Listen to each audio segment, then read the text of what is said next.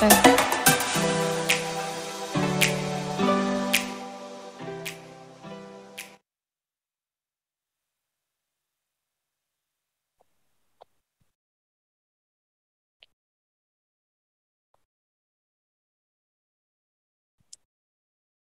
Assalamualaikum warahmatullahi wabarakatuh. Good afternoon, ladies and gentlemen. Welcome to the webinar, The State of Southeast Asia Energy Transition. This webinar will be conducted fully in an online format through the Zoom meeting, and this webinar is held by IESR with the objective of the webinar are: first, sharing updates and information on the energy transition agenda in the Southeast Asia region. Second, strengthening and advancing climate ambition and clean energy target in the region. And third, fostering clean energy finance in support of enhancing the energy transition agenda. Before we start the webinar, allow me, Nashai, Green Economy Program Officer IESR, to give you some housekeeping rules for the event. First, we will conduct this event in bilingual English and Indonesia. We provide simultaneous translation services. To activate this feature, please click on the globe logo or the interpretation menu that's available in the bottom right corner of your application. If you are watching this live on our YouTube channel, IESR Indonesia, you will hear only the original audio as it is. Second, please rename your Zoom account with the following format: name_organization. For example, mine will be Nashai_IESR.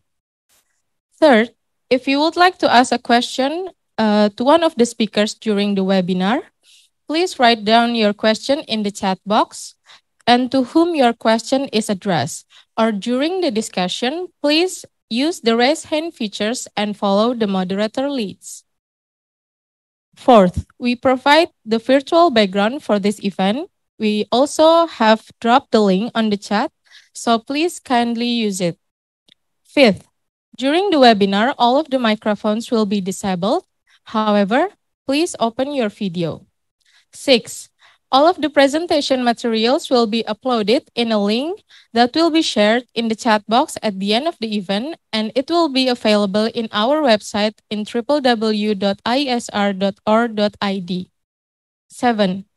If you encounter technical problems or have any question on how to use the Zoom and its feature, please chat us in the Zoom right away. Next, let us hear the opening remarks for today's webinar from IESR Executive Director, Mr. Fabi Tumiwa. Mr. Fabi, the time is yours. Thank you, Nasai, and good afternoon to all of you. On behalf of IESR, I would like to welcome you to this webinar, The State of Southeast Asia Energy Transition. And this webinar is a part of IESR program on Southeast Asia climate diplomacy. Sorry. As mentioned earlier, we in IESR very much working on the energy transition in Indonesia, and also we would like to push this into the Southeast Asia. As you know, that Southeast Asia region is the second largest economy in Asia after China. Combined, all 10 countries combined more than $600 billion economies, and it's growing very, very fast. The energy play very important role in this region, as we know that the average energy consumption per capita is still low, and a couple of studies shows that the energy demand will increase in the Southeast Asia. Fossil fuels still is the dominant sources of Southeast Asia in the Southeast Asia region as the source of energy. And although Southeast Asia through ASEAN has the aspiration to reach 23% of renewable energy mix by 2025, and the actual number is actually varies among countries in the region. But we also know that moving away from fossil fuels to renewables is not as easy, as many of this country in the region depend so much on the fossil fuel, including the cheap coal. Coal is quite dominant in Indonesia, Vietnam, Philippines, somehow also in Thailand and Malaysia, and well, other country, it's really depends on other type of fossil fuel like natural gas and oil. So there is a big opportunity actually for Southeast Asia, as we are quite prone in terms of climate change impact, and some study also highlighted that the cost of climate change is actually very, very high on this region. Therefore, collective effort of Southeast Asia nation to move away from fossil fuel to renewable energy can make a really significant contribution to the world, to the global effort to fight climate change and to meet Paris Agreement goals. And that's what we in ISR would like to work together with the organization, civil society organization in the region, to combine forces to push for sustainable energy transition, as well as shifting the investment from fossil fuel in this region to renewable energy. And talking about fossil fuel investment, in the last 2 decades, the development of coal power plant in the region very much funded by 3 countries, Japan, Korea, and China.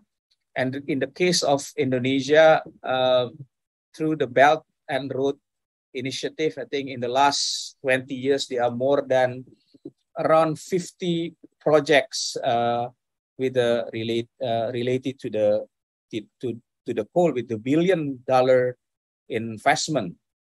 Also, if you look at the number in the context of Indonesia, in our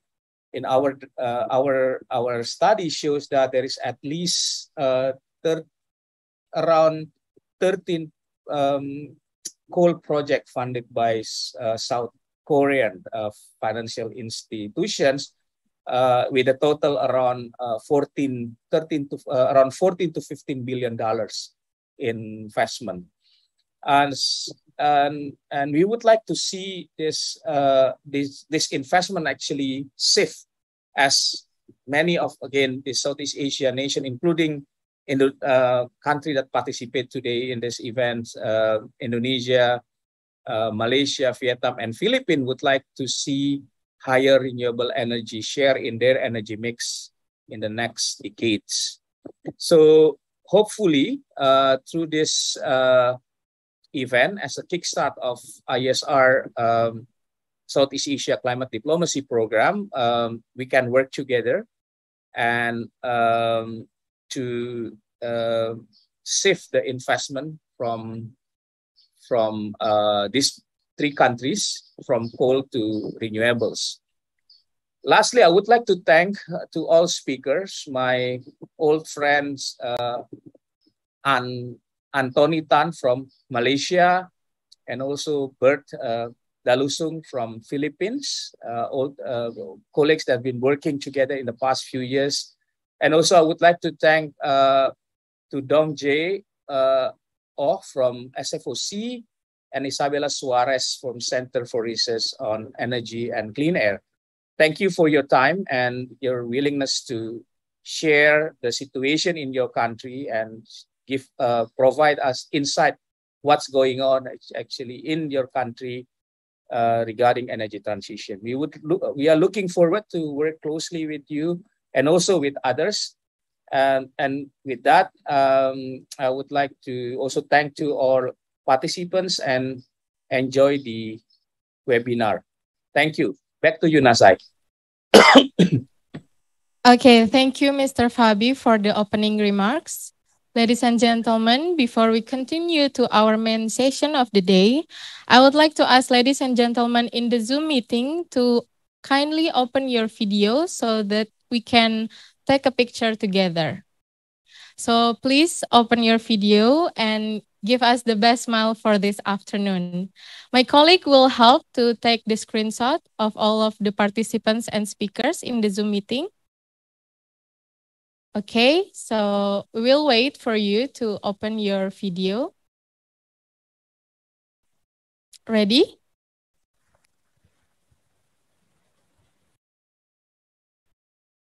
Are all of them open their video yet? No? Okay, we will wait.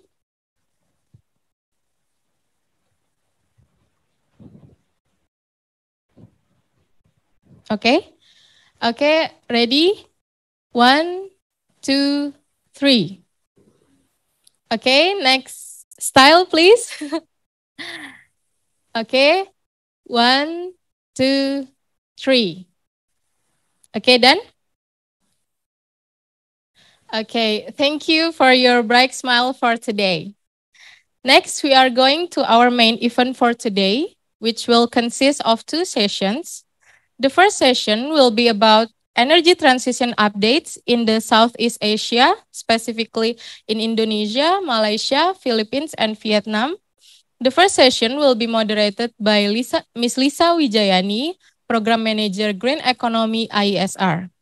The second session will discuss about the state of coal financing and potential energy transition financing in Indonesia from South Korea and China perspective. The second session will lead by Farah Fianda, Green Economy Program Officer IESR. Without further ado, let us begin the first session of today's webinar. Ms. Lisa Wijayani, the floor is yours.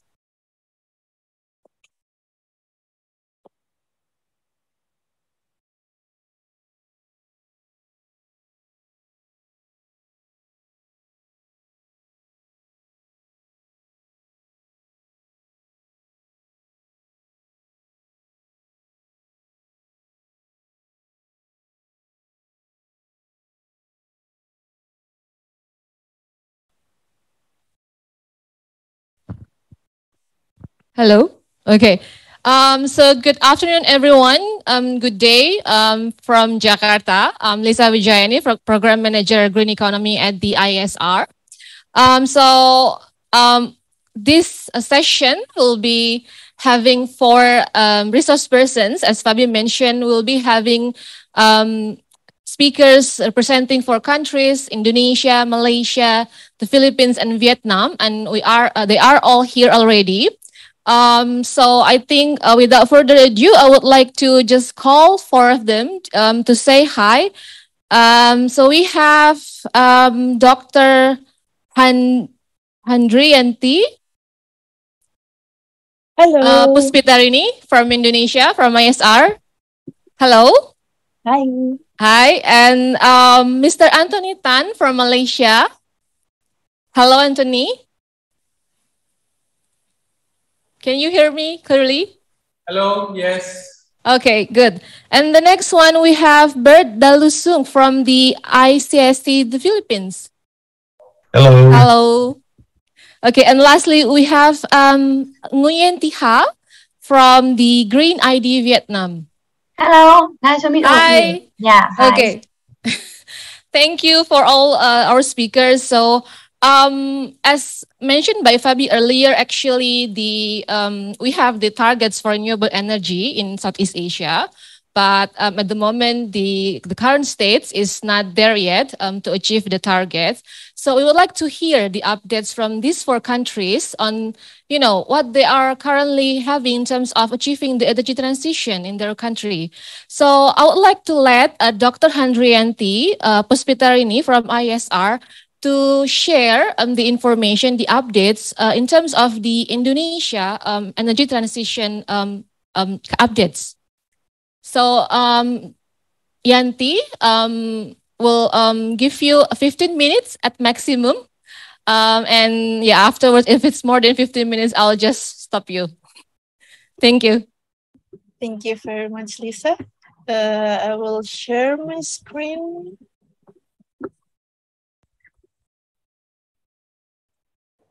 Okay.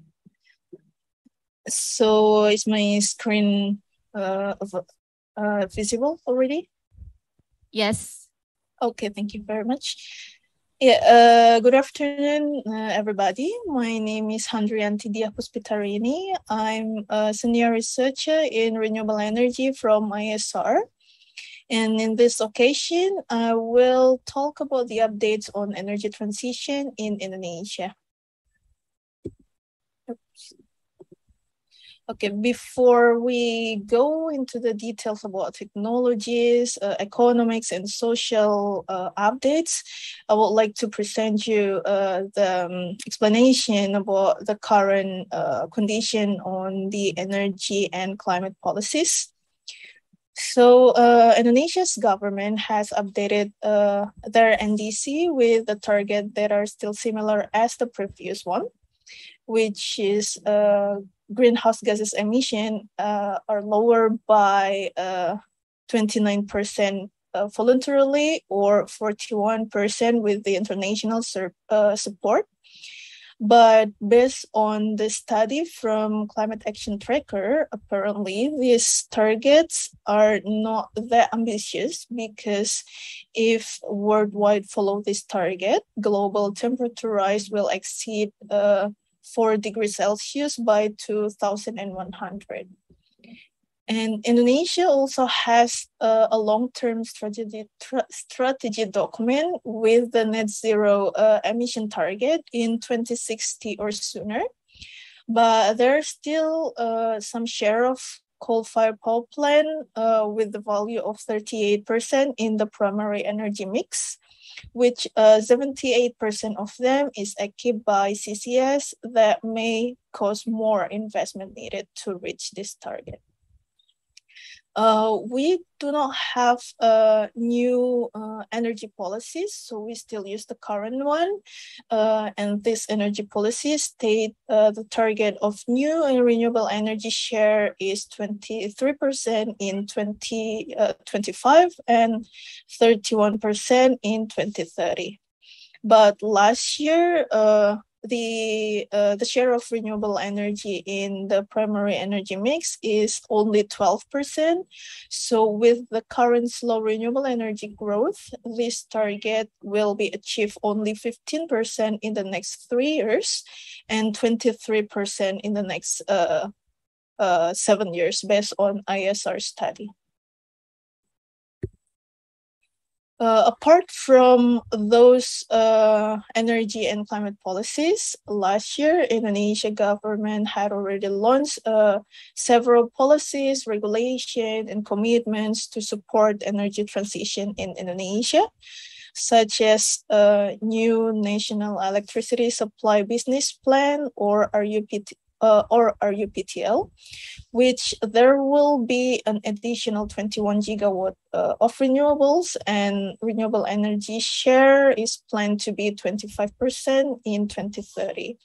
But in the business plan, there are still 14 gigawatt of committed coal-fired power plant projects to be added in the next 10 years. And the government also commit an early retire for 9.2 gigawatt young coal-fired power plant by 2030 and retire the old one starting from 2030. But the current business plan also states that the old coal-fired power plant may have longer lifetime if they still can be refurbished, retrofitted, and extended until 10 to 20 years more. Apart from that, Indonesia's government also announced the carbon tax at the minimum value of $2.1 per ton CO2 equivalent, but this is still not enough because apparently the suggested carbon tax is still below IPCC suggestion. And last year, Indonesia's government also started piloting the voluntary emission trading system for the coal-fired power plant nationally. And there are 32 coal-fired power plants applied this system last year with a total transaction of 42,000 tons CO2. And we also have a new net metering PV scheme with 1 and 1. And we also have new minimum energy performance standard and energy labeling for electronic appliances following international best practices, but they are currently only for air conditioners, fans, refrigerators, and rice cookers.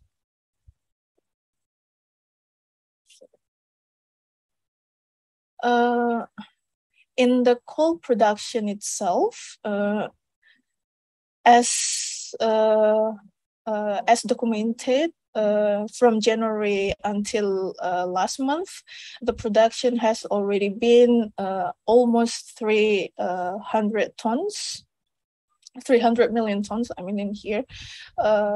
So we project that coal production will keep increasing in the next future.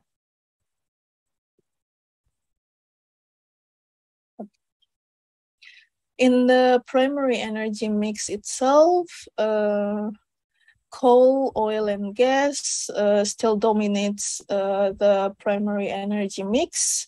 And last year, the share of renewable energy in the primary energy mix is only 11.7%.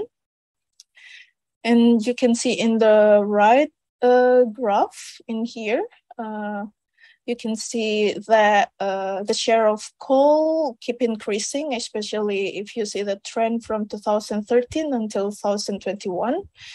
But fortunately, the share of renewable energy keep also increasing, although it's slow.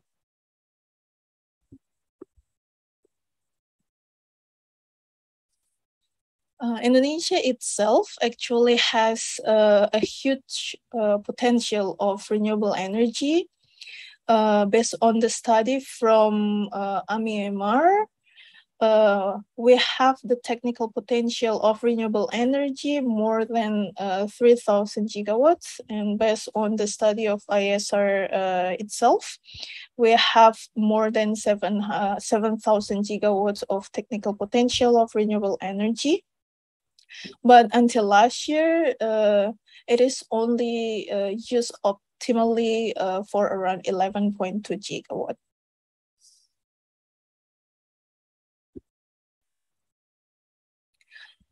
After looking the huge potential of renewable energy in Indonesia, Indonesia's government should be able to catch all the opportunities, because globally renewable energy technologies costs keep decreasing, especially for solar photovoltaic.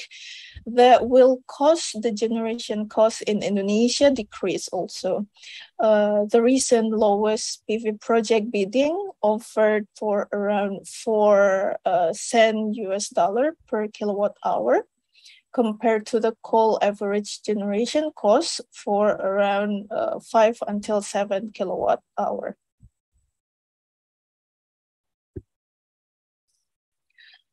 Based on the facts that Indonesia still depends highly on the fossil fuel, especially for the coal, we can see in here that the allocation of public fund for fossil fuel is still 27 times higher than the one for clean energy. And last year we did a survey to renewable energy developers about the sufficiency of financial and fiscal support for power system transition or decarbonization. And the results state that 84% of developers say that the public fund for supporting this transition is still insufficient.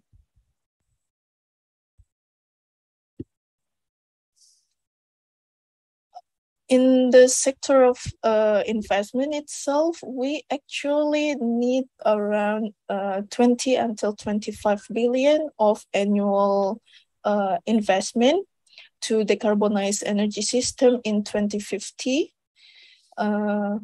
But until last year, the investment for renewable energy is still lower than for fossil fuel, because renewable energy projects are still seen as an attractive sector because of the implementation of existing regulation and the long-awaited new and renewable energy law.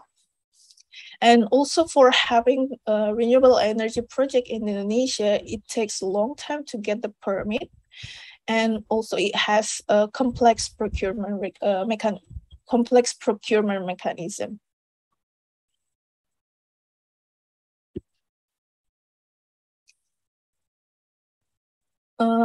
Actually, for reaching all those targets, there are a lot of funding sources for Indonesia, for example, international financing, non-conventional financing, and also carbon tax, but it is still underutilized.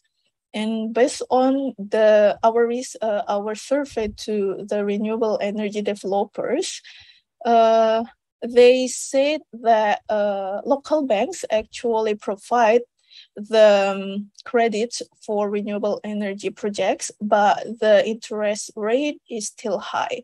So in short, local banks must start to support highly renewables projects.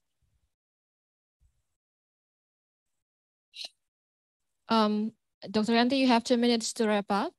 Yes, thank you. This is my last 2 slides, so don't worry. So yeah, last year we also did a public survey. We want to know about the awareness of public to the climate change, global warming, and energy transition. And most of them say that climate change and global warming is an urgent problem to solve, and they agree that Indonesia will stop using coal for electricity generation. And they also think that solar, water, and wind are 3 energy sources that should be prioritized in electricity generation in Indonesia. Last year, ISR did an energy transition readiness assessment, and this is the result. You can see in here that there is an improvement in the aspect of techno-economic and social, but there are still a lot of rooms to be improved in the aspect of political and regulatory, and also investment and finance climate. All of those information can be read in our Outlook that can be downloaded in this link. And that's all from me. Thank you very much. Okay. Good afternoon. Back to Lisa. Thank you, Dr. Yanti. So it's really interesting that you present to us that actually, although the share of coal and fossil fuel in Indonesia is increasing, but public is ready to give full support. And well, the renewable energy cost is actually also decreasing. Okay, so I'll hold that. Maybe our participants here has further questions on that. I'll just go on to the next speaker from Malaysia.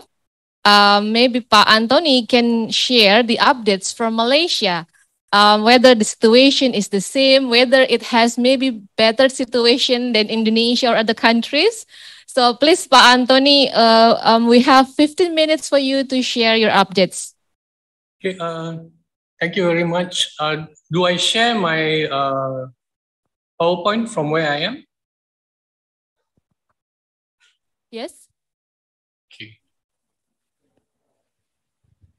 Can you see my screen? Yes, we can, Pak. Okay. So first of all, thank you very much to Bapak Febi and also to the team in IESR for giving me this opportunity to share on the energy transition updates in Malaysia. First of all, I'd like to share something that happened yesterday.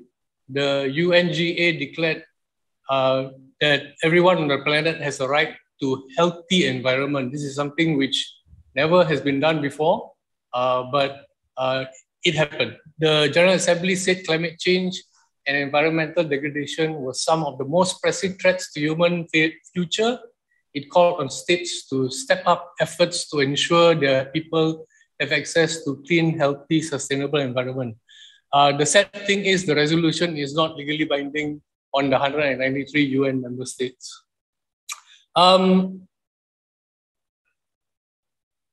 To look at the transition, I think, first of all, we have to look at the past policies and laws that we have had in Malaysia.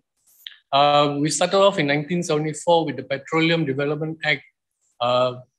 We have gone through various acts, policies, and most recently, of course, we released our update to the NDC in 2021. Currently, we have two documents that have come up. One is the Malaysian National Low Carbon Cities Master Plan. This is based on a project, the Green Technology Application for the Development of Low Carbon Cities. This project started in 2017 and to be completed this year.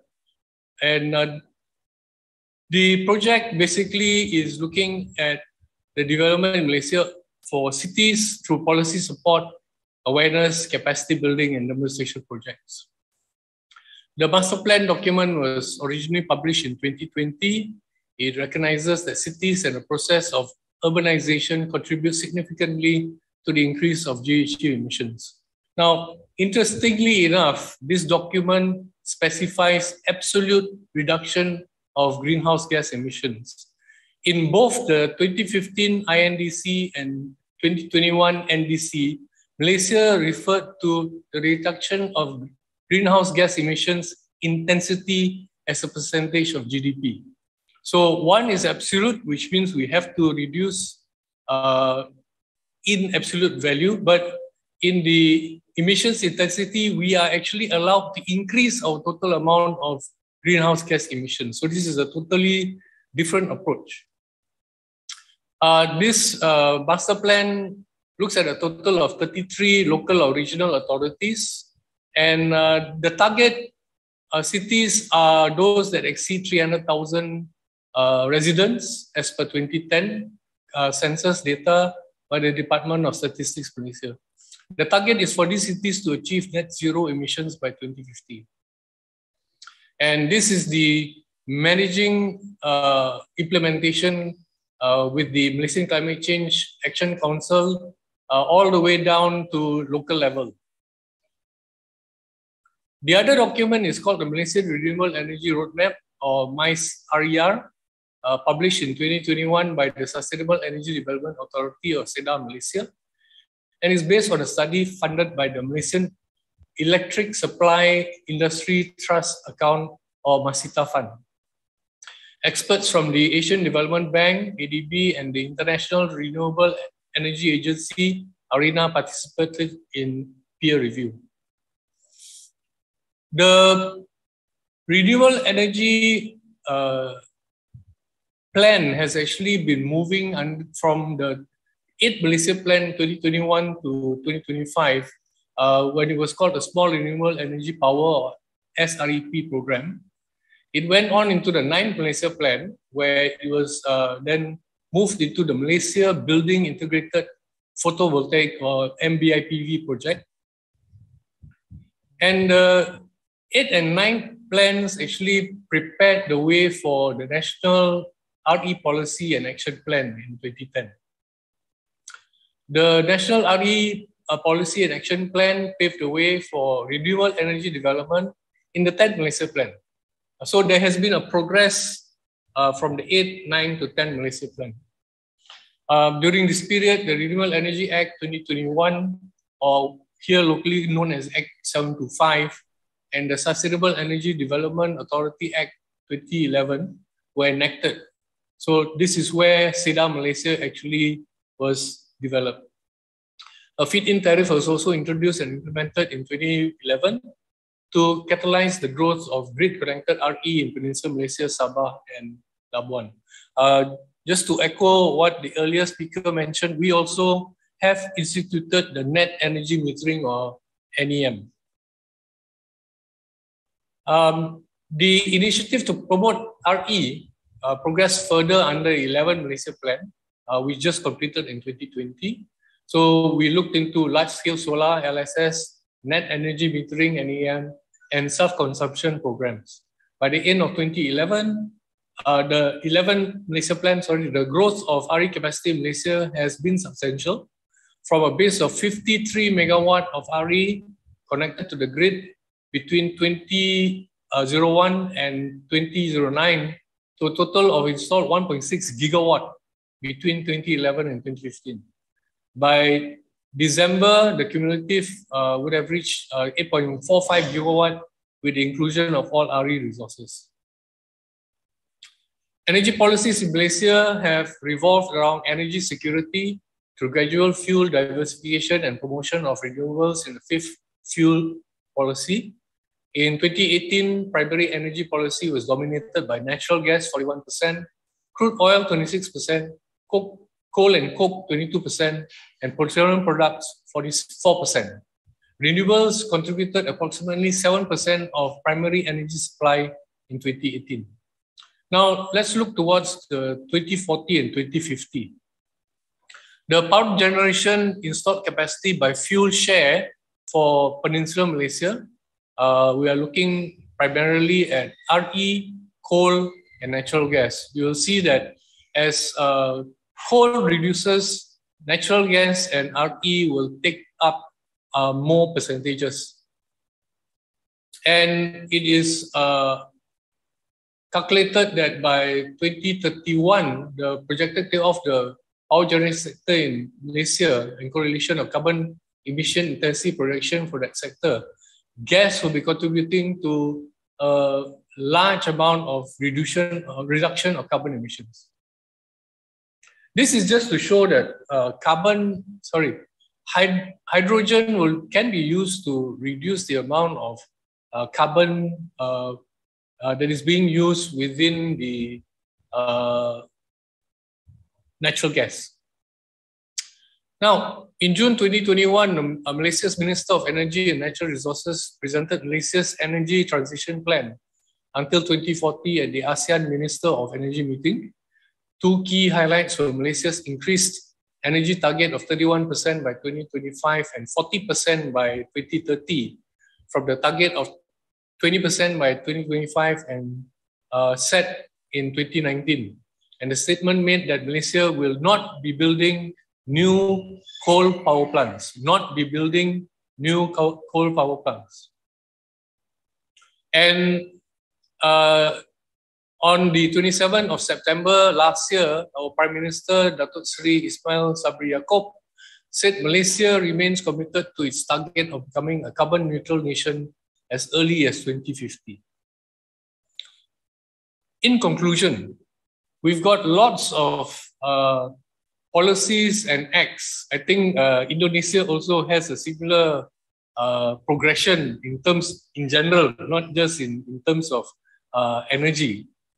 But here in Malaysia, we've got a Renewable Energy Act, but we don't have an Energy Efficiency Act. This crucial piece of legislation is needed to complement the 2021 RE Act. Unfortunately, after more than a decade, this act has yet to materialize. The Malaysian Climate Change Act, again, this legislation is still not ready. Even sadder, the revision of the Climate Change Policy 2009 is still pending. We had a Ministry of Energy, Science, Technology, Environment and Climate Change. The acronym was MESTEC.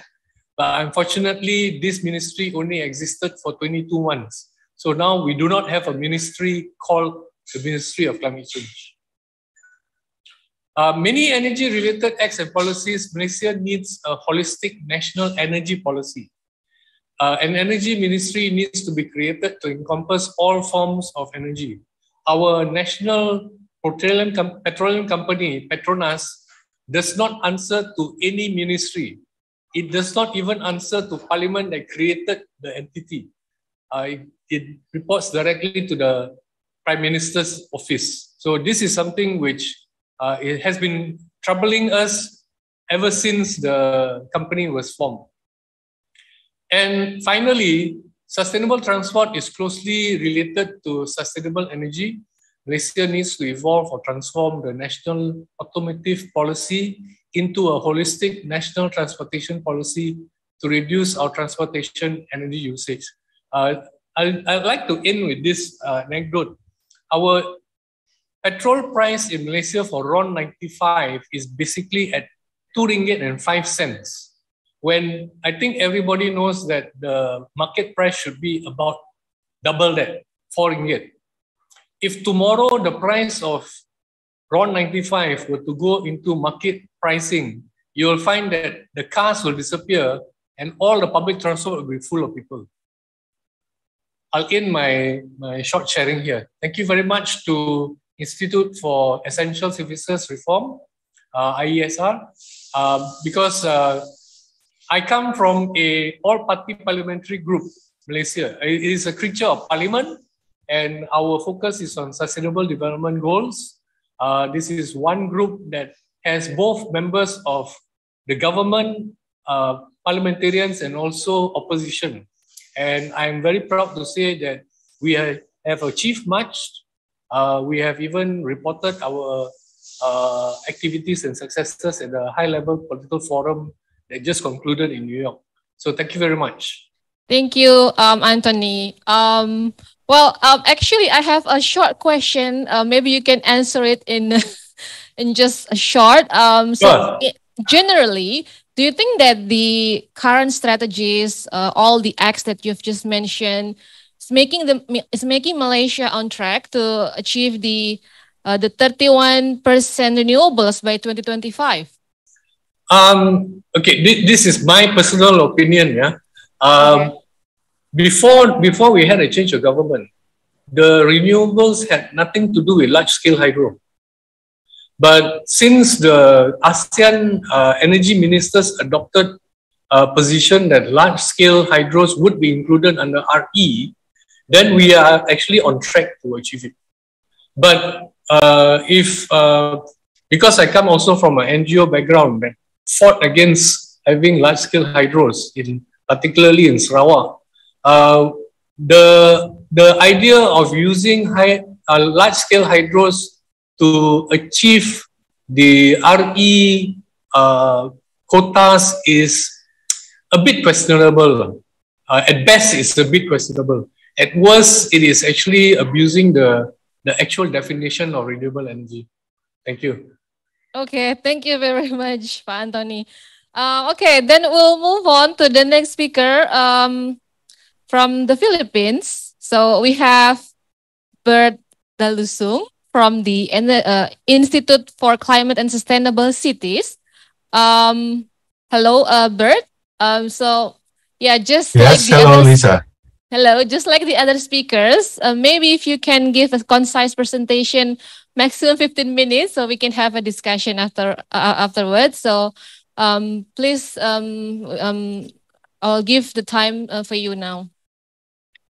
Okay, let me I'm trying to share my screen. Apparently there's Can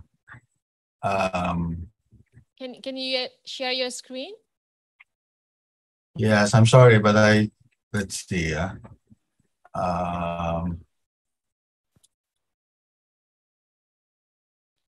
Or maybe our colleagues can help you to share your presentation.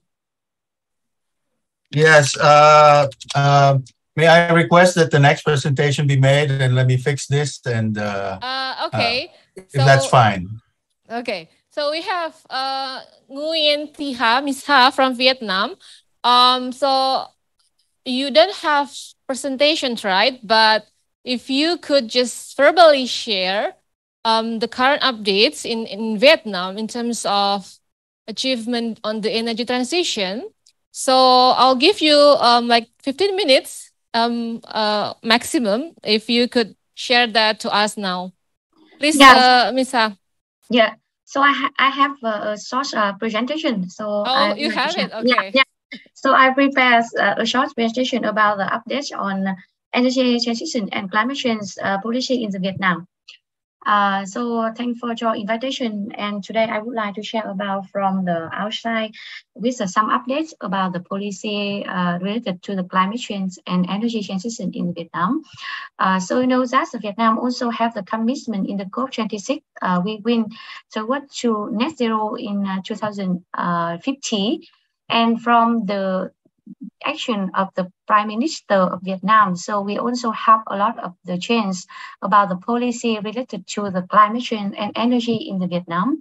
So firstly, Vietnam also approves national strategy on climate change with goal proactively and effectively adaptation, reduce vulnerability and limits caused by climate change, reduce greenhouse gas emission according to the result as Commission in 2050.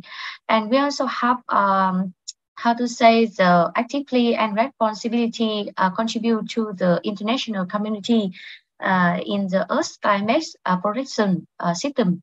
And when we also have some the activity and action to take the advantage and opportunity from climate change to reduce the impact and also integrate the mitigation in this goal.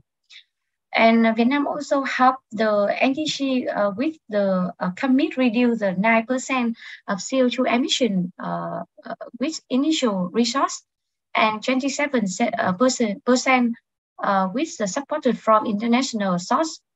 And now we are submit to the UNFCCC for the new version to commit the efforts for the NDC. And the important degree we call the degree no 6 improve it is approved in the 2022 regulation for the reducing the GHG emission and protection of the ozone layer, also issued by the Vietnam government. And in this degree, we also regulate the pollution resource have to pay for the emissions in the environment, and they also have the lead of the sector have to pay for the environment protection if they have any pollution in the environment. And the next,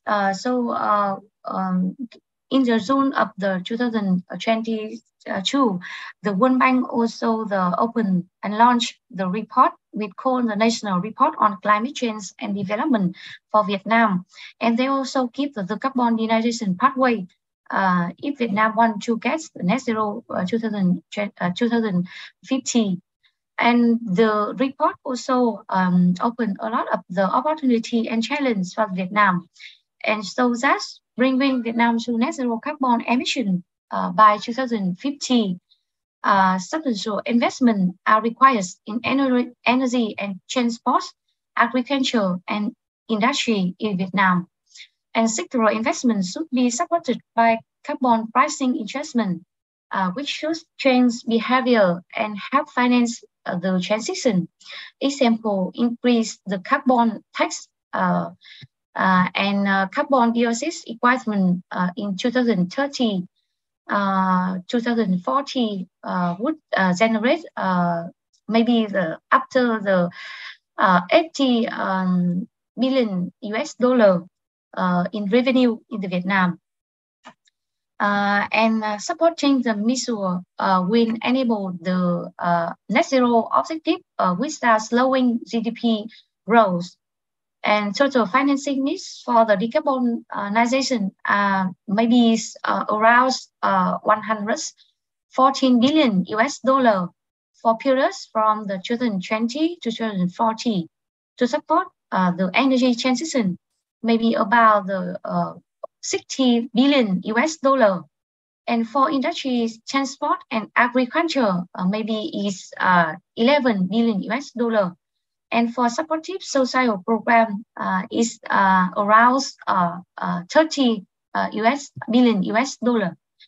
And the financing for climate action also shows in the report. And we can see that we need more the support from the private, public, and external finance from the multi-stakeholder for the Vietnam to the conduct ambition efforts for the climate change. Maybe is increased to the 368 billion US dollar. This is quite big for the climate change action in Vietnam. And for energy, so now, as you know, that Vietnam is updating the Power Development Plan 8. And after COP26, Vietnam also reviews again the draft, the PDPS, and the scale of the coal-fired power plant reduced. It's only reached 37 gigawatts. It lower than 18 gigawatts compared with the resolution 55 of Vietnam. And it's in accordance with the Vietnam trending and commitment of the Vietnam toward to net zero in 2015. Vietnam also cut down about the 7 to 8 gigawatt new coal-fired power plant, which are not feasible in the plan in the PDP in the power, and increasing the ratio of the wind in the power plant, including the onshore and offshore. In which onshore maybe is about around 11 gigawatt in 2030, and offshore is 30 gigawatt in 2045. And solar farm is keeping up the 8.7 gigawatt in 2030 and 20% in 2040. And Vietnam also consider about the hydrogens and storage, example, battery in the power mix, to news updates of the PDPS. However, solar power is still limited, and we would like to propose increase more the decentralized solution from the solar in the PDPS, and now we're waiting for the approval from the Prime Minister, and we hope that it will be approved in this year before COP27. 27, yeah.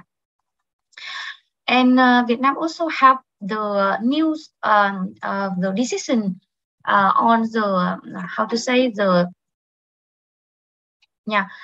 related to the transportation to reduce green gas and increase green energy transition in the transportation, and reducing the gas and methane emission of the transport in Vietnam. And the overall objective of the strategy is develop green transport system toward to the goal of net zero greenhouse and emission by 2050. And the decision also have the specific goal for the periods up to the 2030 to improve energy efficiency and accelerate the conversion of the electric use green energy in the field of the transportation.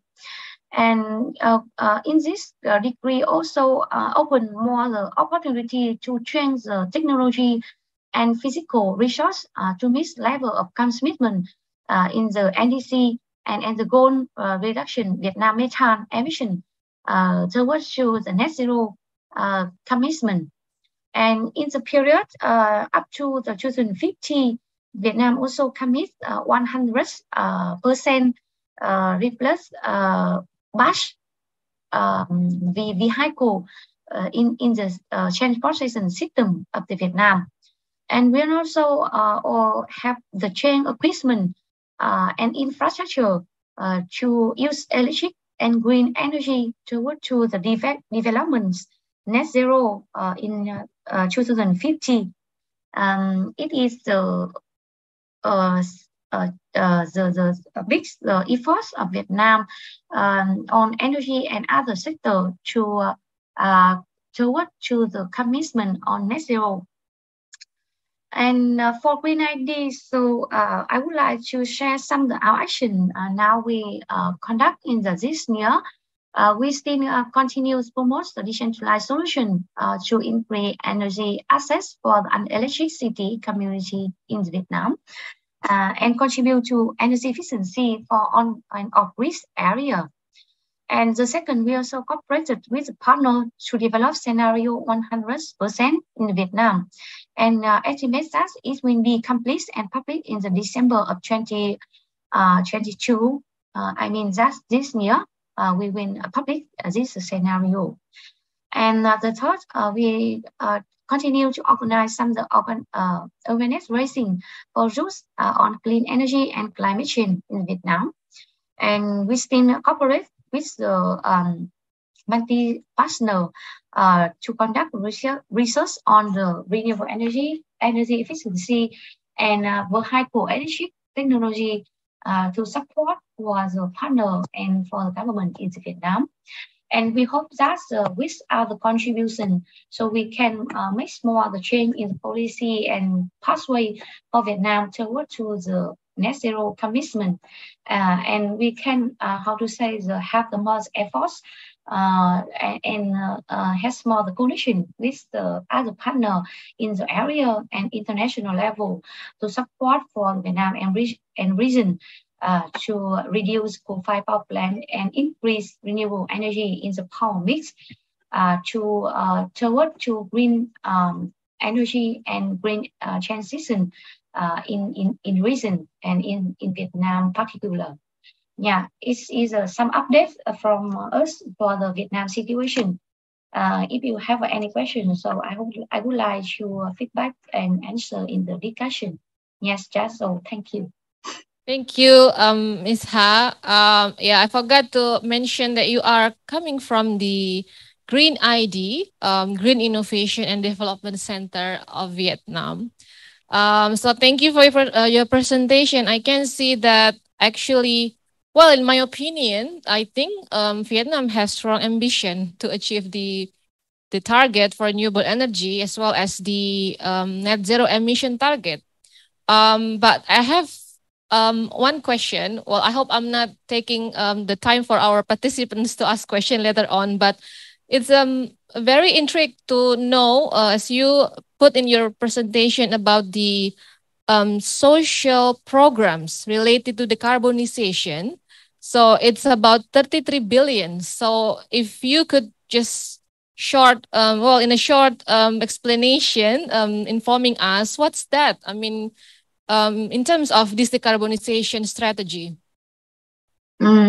Yeah, so I think that's it is information in the national reports for the climate and development of Vietnam made by the World Bank. So I think that's it is social program, it means that some action from the CFO and other organization related to the energy transition.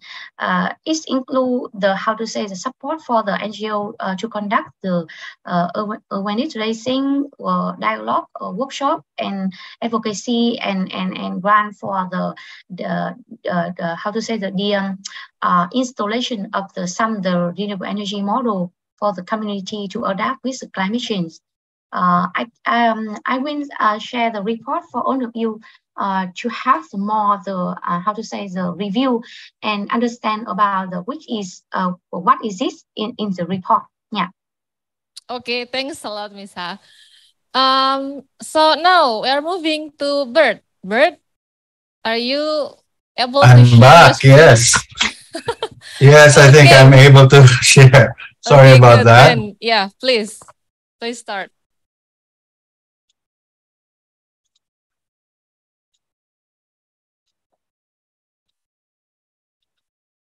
I just want to confirm that you can see my screen.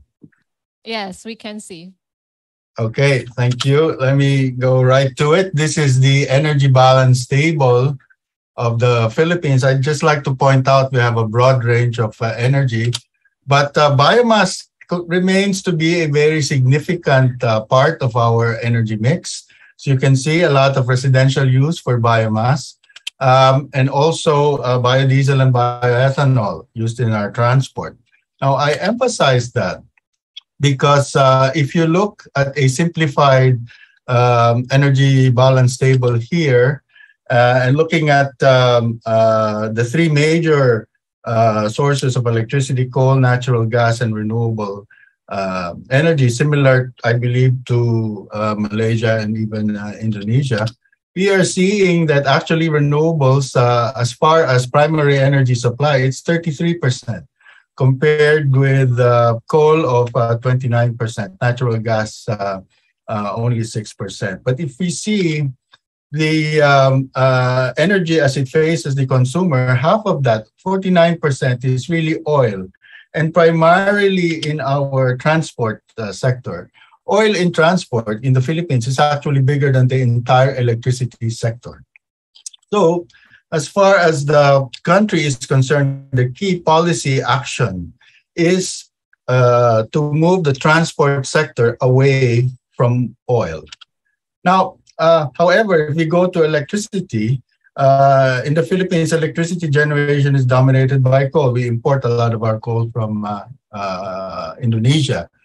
In 2020, it was 57% of our generation. RE is only 21% of our generation in 2020. And in fact, earlier I was looking at a plan for a law in the Renewable Energy Act. We had the Renewable Energy Act in 2008. It was promulgated in 2009. And yet we see that while renewable energy capacity has increased, the generation is basically flat, and most of the generation taken by coal. So a key policy action in our energy transition is to move our electricity sector away from coal. If you look at our historical electricity demand, we've had very high, relatively high growth. I'm looking at the 10 years before 2019, before the pandemic, 5.1% growth. And if I focus on Mindanao, where our former president hails from, it was 6.8% growth. So electricity growth in the Philippines has been very high. And the primary drivers in Mindanao would be wholesale trade, manufacturing, and forestry, agriculture, and fishing. So if we look at the recent performance of the Philippine economy, we're seeing that it has practically, it is starting to recover from the negative growth as a result of the pandemic.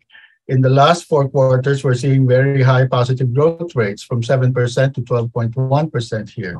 And that's why we have a very, I think, robust growth foreseen between 2021 and 2020 and 2040 at 6.5%. Now, most of the growth will come from northern Luzon, where our new president comes from. And that growth is expected at 10% every year for electricity demand. And in Mindanao, it will grow even higher at 7.8%. Now, if we are looking at the report of our National Economic Development Authority, these are the regional economy growth rates. For example, Northern Luzon, as we can see, growth rates over 7% for 3 of those regions in Northern Luzon. And even in Mindanao, we are seeing even the same growth rates from 5% over 7%. So these are the regions where we expect significant growth of electricity. Now, looking at the capacities of our power system as of the end of 2021, what we're seeing is a total capacity of about 23,700 megawatts. Of that, fossil is 6,800 and renewables about 6,900, so only a very small share. Our demand in 2021 was about 16,000 megawatts. And if we are, we are having a declining Malampaya gas field. We have only one gas field in the Philippines that has been declining. I think the expectation is the available supply will only last up to 2027. And in fact, one of our large power plants are now not operating, primarily because of the decline in the gas supply. So if we look at, say, oil and gas, with declining gas and expensive coal, we are seeing that the available capacity that we have compared with the demand, it's a very, very tight power supply situation. And I think people are aware that we have a very competitive power market in the Philippines, where we have every 5 minutes, there's a dispatch of power plants according to least cost.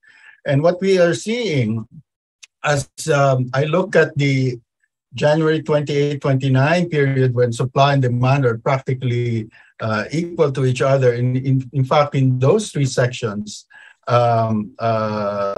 where supply and demand are very close, we are having very high prices. And what we normally do when those occur is to impose a secondary price cap. We automatically reduce the price according to a preset level until the rolling averages recover. So here we're seeing that in the first quarter of the year, twice the secondary price cap was invoked. And in fact, we had an election in May. But even before that, there was also an imposition of the secondary price cap. And about a month after that, 16 or 15 times the secondary price cap was imposed. That means a very tight power supply situation in the Philippines, a potential big problem faced by our new government. So in our energy plan, what we have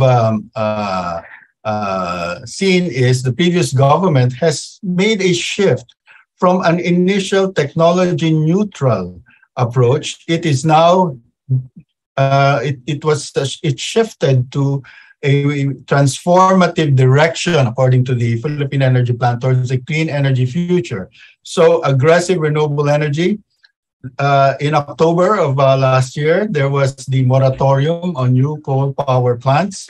And now we are allowing foreign ownership, 100%, of our geothermal power plants. So those are innovative directions in our energy plan to increase the renewable energy generation. Now, this is the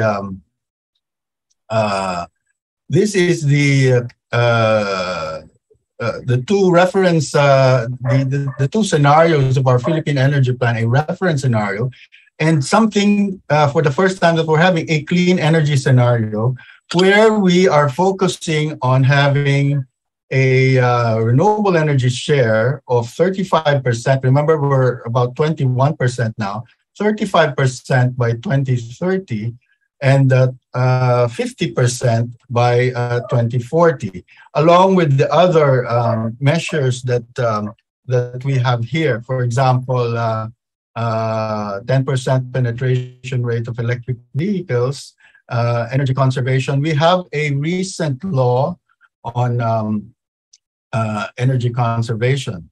So the Philippine Energy Plan has a companion plan recently signed by the previous government. In fact, one of the last documents signed by the heads of the various ministries in our previous administration. This is the National Renewable Energy Program, the basis for the clean energy scenario. And I'm just showing one of the programs that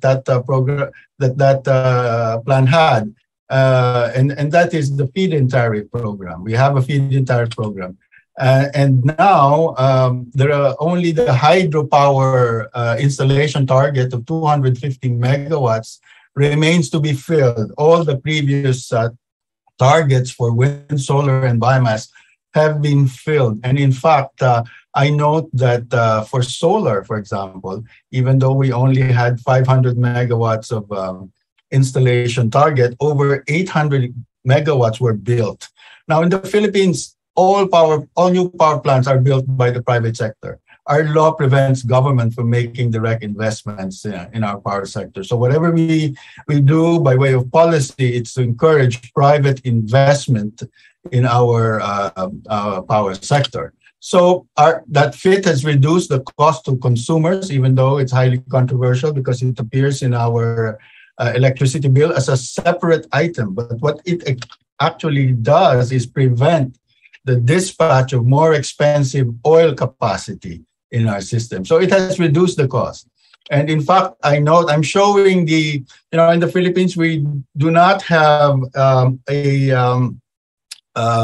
a single state utility handling distribution of power. We have many, many private utilities, the biggest of which in our three major island groups are Meralco, Veco, and Davao Light. And I'm just showing the trend of the cost of power generation included in their electricity bill. So very high, starting August 2020 up to the recent very high prices that we're seeing today.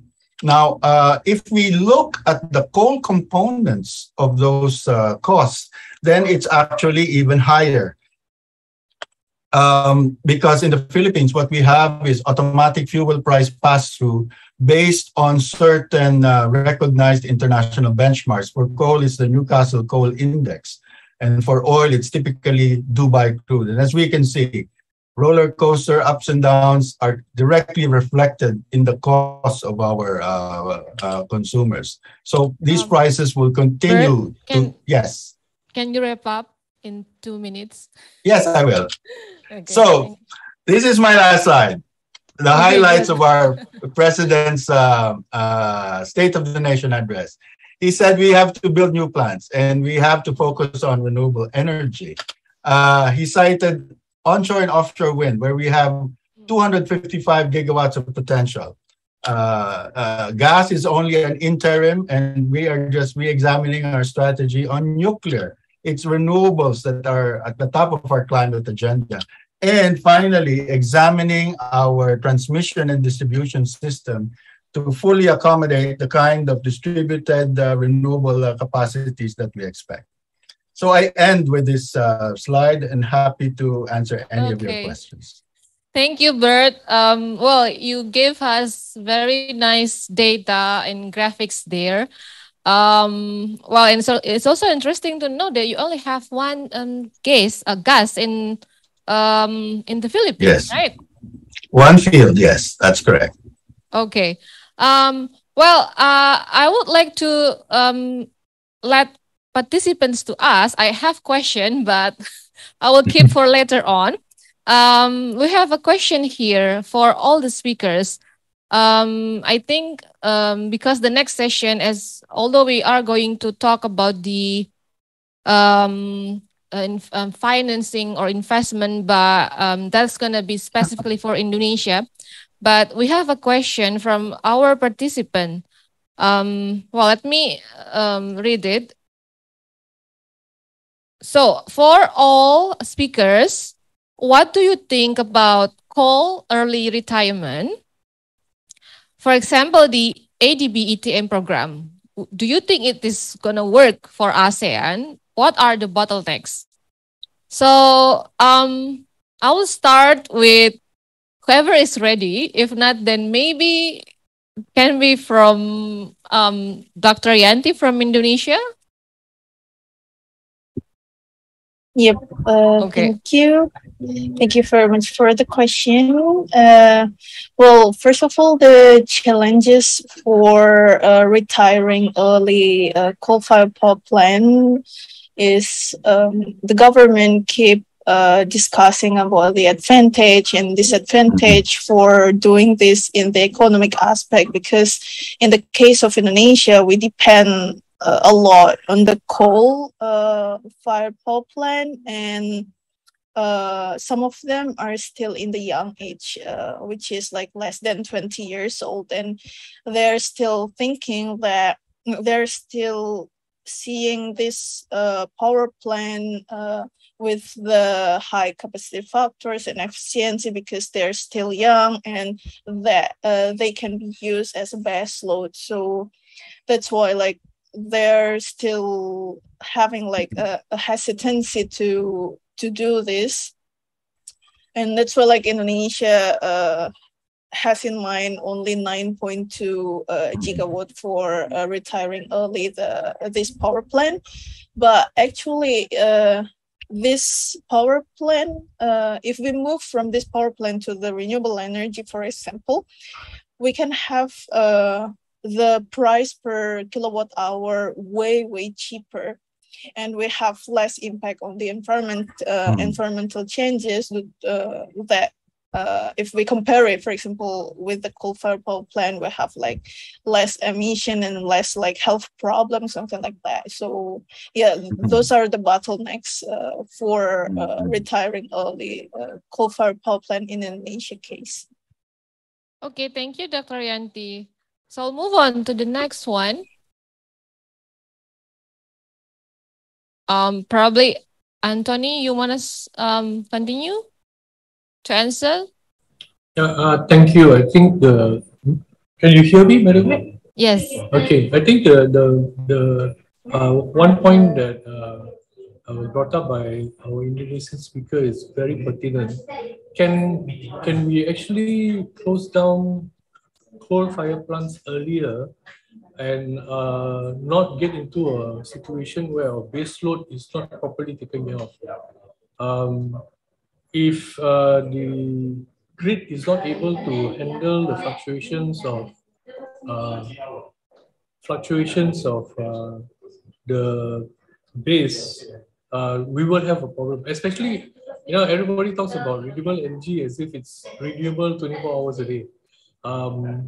At night, there's no solar, which means if you are looking at solar as part of our base, then we've got to look at batteries.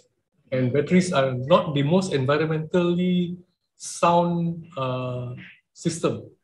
The amount even battery has another story in it. Yeah, so there's a footprint, and there's also the amount of pollution that comes from actually manufacturing batteries. So rare earth mining and whatnot.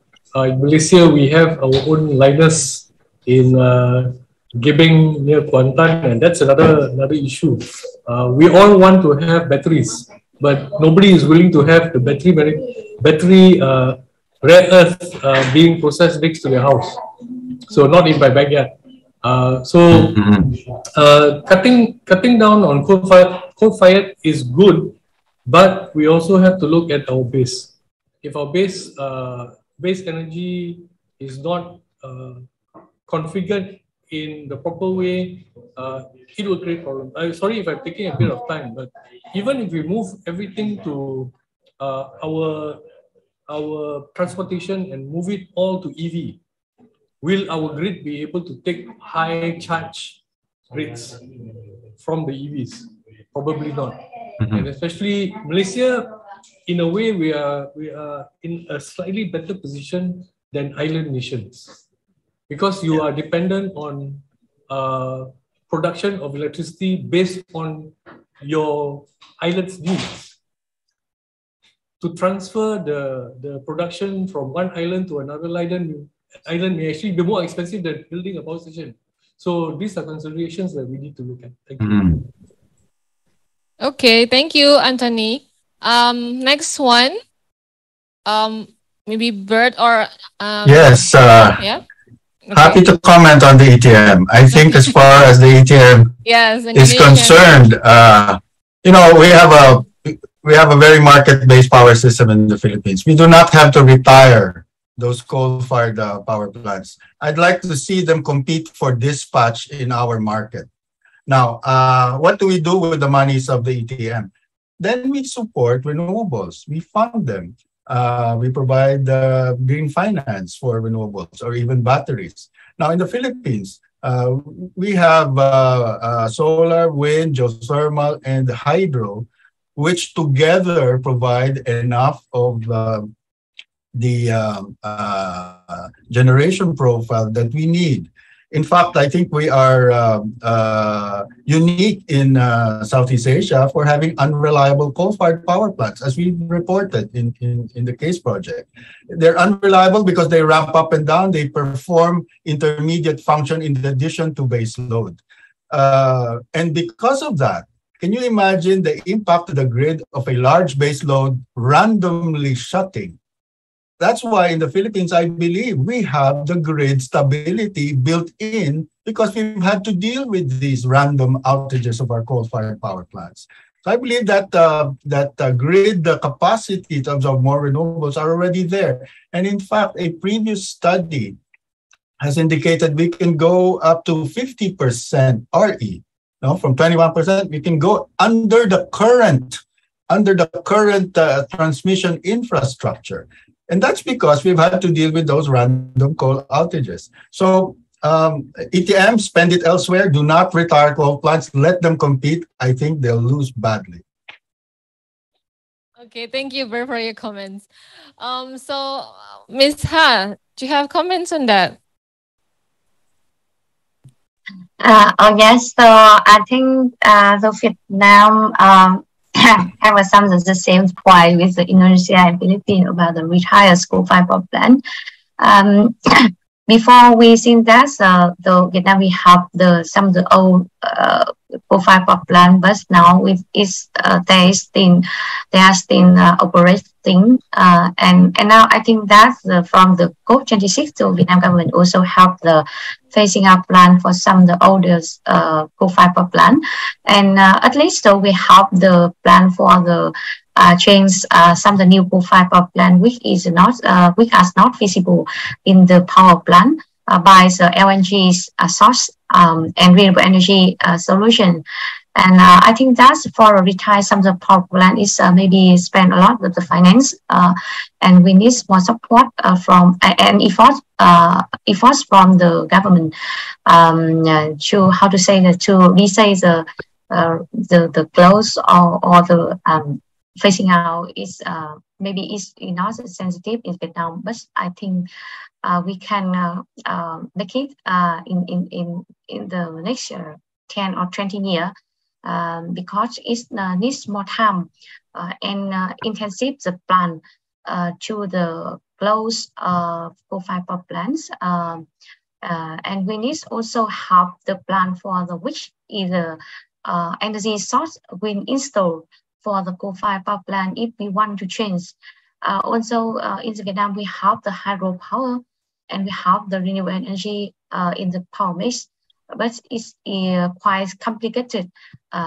Because now coal-fired power plant also take a role in the basics source for the power mix.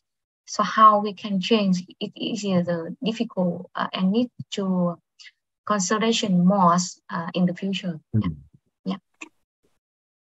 Okay, thank you for all our speakers. I can see that I think no more questions for all of you. Only one question for Yanti, but I will just encourage Dr. Yanti to just answer it maybe on the chat box. I have one more question for all speakers, and then we will move on to the next session, as I don't want to take much time and leave, more time for the next sessions to have a discussion. So my last questions for all of you is that collectively, the Southeast Asian countries must reach the 23% renewables by 2025. And at the moment, we are still far behind. And I've heard that the technology can be one of the solutions, as well as the financing, the financial support. But I think we have touched upon that issue. So do you think the technology can be, play an important role? Or if you have comments, what do you think will be the best solution for the Southeast Asian countries to work on it together to achieve those targets at the same time? So I'll just like, we have started by Dr. Yantis. I'll just maybe reverse it to the other speakers. Well, if Miss Ha, you want to start first, and then we'll go on to the next one, maybe Bert and Pa Anthony and Yanti. Yes, me first, right? Yeah. Okay. So I think that yes, I can say that yes, the technology is take a role, the important role in the in the energy transition. Before we only have know about the wind and solar power, but now we have another technology such as the hydrogen and best including the battery and storage system to increase the renewable energy in the power mix and skip for the safety of the renewable energy. I think that if we can, promote for the more the technology in the renewable energy sector is very important in the and pushing up for more for the energy transition in the region and on the world. And now we also have the conduct some research on the electric vehicle. I think that is very important for the contribute to the way and the pathway if we want to meet the net zero and the natural carbon in the future, because it's a new technology for the future if you want to change from the coal-fired power plant to renewable energy on the world. Yeah, it is some comment from me. Okay, next one, Bert. Yes, I think 23% for the Philippines is quite easy. We're at 21%. And I remember a time when we were over 50% renewables in the Philippines. It was only because we thought coal will be cheap that we moved into coal, as I've shown in that chart. But we are working with the DOE. I think that once we update the National Renewable Energy Plan, that 35% by 2040, we can reach that earlier, and that 50% by 2030 and 50% by 2040. We can. That's easy, I think, for us, given the current prices and the way we expect them to move. But I think it will be good for the Philippines to learn from the experience of our neighbors, Vietnam, Thailand, Malaysia, Indonesia, in dealing with increasing their renewable energy programs. I know that, for example, Thailand, very high solar, and Vietnam very aggressive wind, offshore wind. Philippines has probably one of the biggest offshore wind potentials in Southeast Asia. But I'm hoping that we can do a lot more than 23%. In the Philippines, I'm looking for 50% sooner than 2040. Okay, thank you, Bert. And Anthony. Yeah, I'll just start with a joke. I normally tell people that the only wind that exists in Malaysia is in the parliament, because we don't have any wind potential outside, aside from Sabah. To be honest, with the redefinition of hydro to include large hydros, achieving our targets, I don't think is a problem. Our problem is actually now that we have this new link between environment and human rights that has come up from the UN General Assembly to actually still maintain that large hydros are renewable may become an issue. So that's something which I look forward to see, that kind of a debate. But aside from that, Malaysia, although our solar radiation actually is not as good as what many people think, I think because of the drop in the price of solar panels in Malaysia, there has been a push for large-scale solars and also solar panels on houses, rooftops. That's a possibility. Adding more micro hydro, especially in Borneo, that's another option that is open. Mixed kind of energy production using solar and hydro. That's also an option which is open, particularly in the rural areas and also in Sabah and Sarawak. Thank you. Okay, thank you. So last one, Dr. Yanti. Thank you. Yeah, for Indonesia case itself, as I said in my presentation, that we are still around 11.7% of the renewable energy share last year. And in 2025, if we continue having this slow growth of renewable energy, we will only have 15% of renewable energy share in our energy mix. So, like in conclusion, maybe like the most important sector that must be improved is from the political and regulatory itself to welcome more renewable energy and enable more friendly investment climate for renewable energy in Indonesia. And also Indonesia actually has a lot of hidden potential of renewable energy, since we are like archipelagic country. So we must be able to use this potential optimally, but without forgetting the issue of intermittency, as Pantoni said before.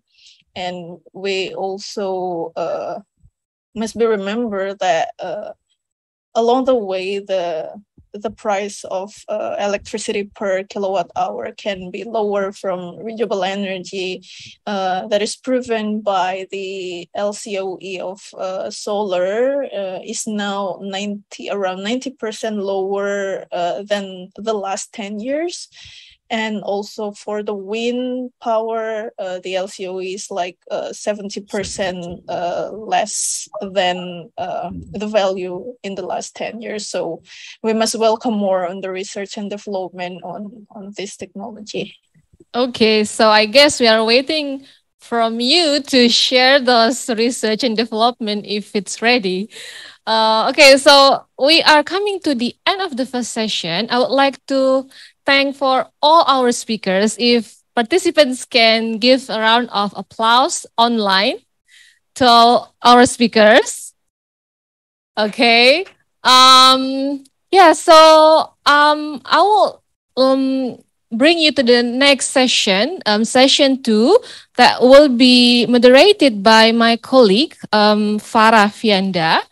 So I guess, yeah, the next session will be about the coal financing and potential energy transition financing in Indonesia from the perspective of South Korea and China.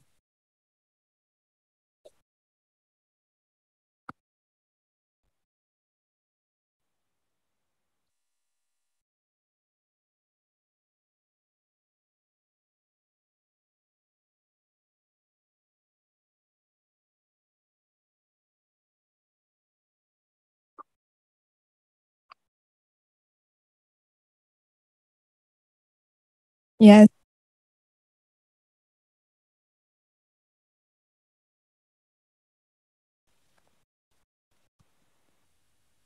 Yes. Thank you, Lisa. It was a very fruitful discussion to discuss about the progress of energy transition in Southeast Asia. Now, let's move on to the second session. And I would like to welcome to all of the participants and the speakers. Good afternoon from Jakarta. Thank you for staying tuned with us in the second session.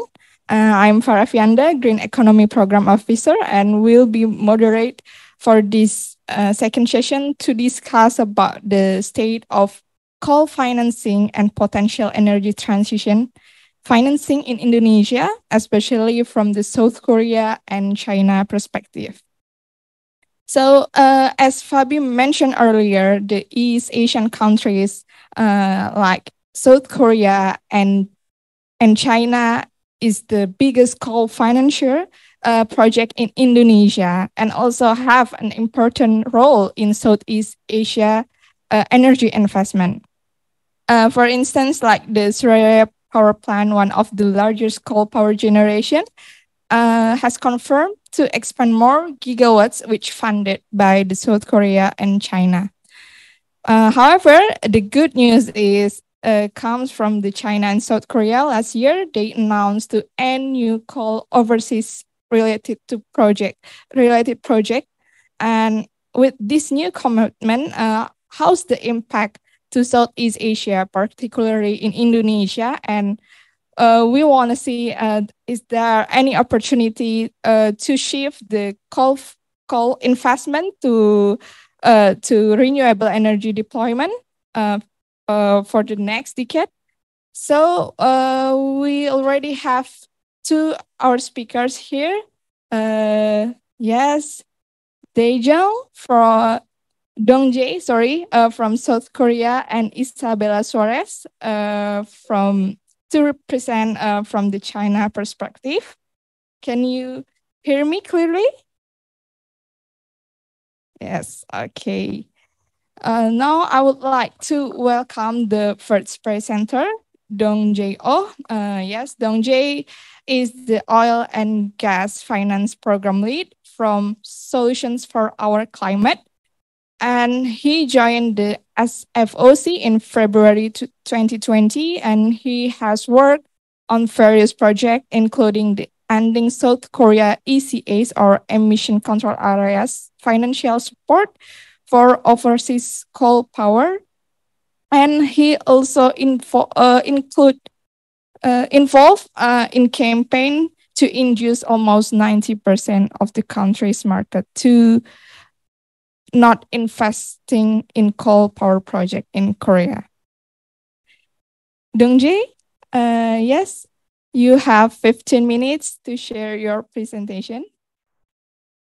Thanks, Farah. I'll share my screen just a minute. Can you see my presentation? Yes. Can see it clearly. Okay. Yeah. Hello, my name is Dongjae from Solutions for Our Climate. Currently working on the as the Oil and Gas Finance Program Lead.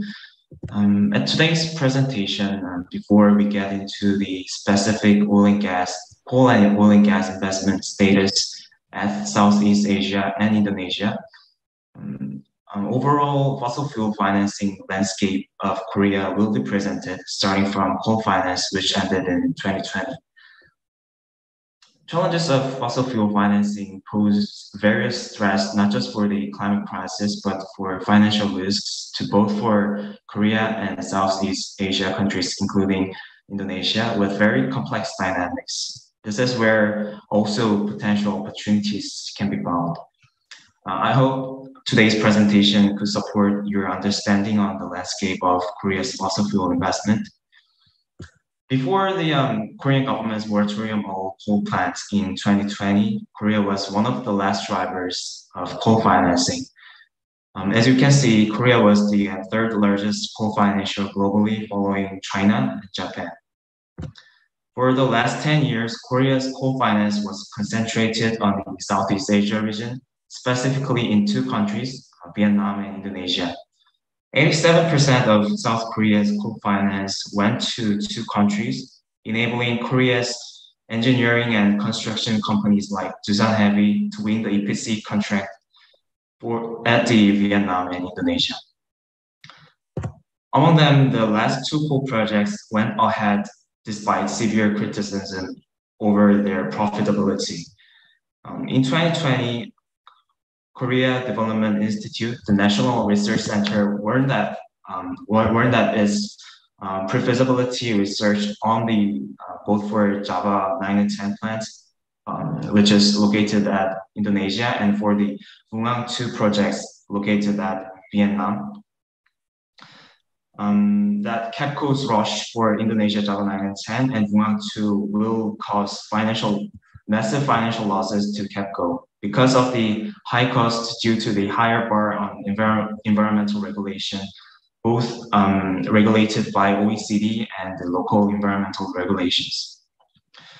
Although KEPCO and Korea's public finance decided to invest in those two plants, due to coal's low price competitiveness compared to renewable energy, concerns still remain that those plants will be stranded or will deepen the burden to Indonesia's and Vietnam's state-owned utilities like PLN and EVN.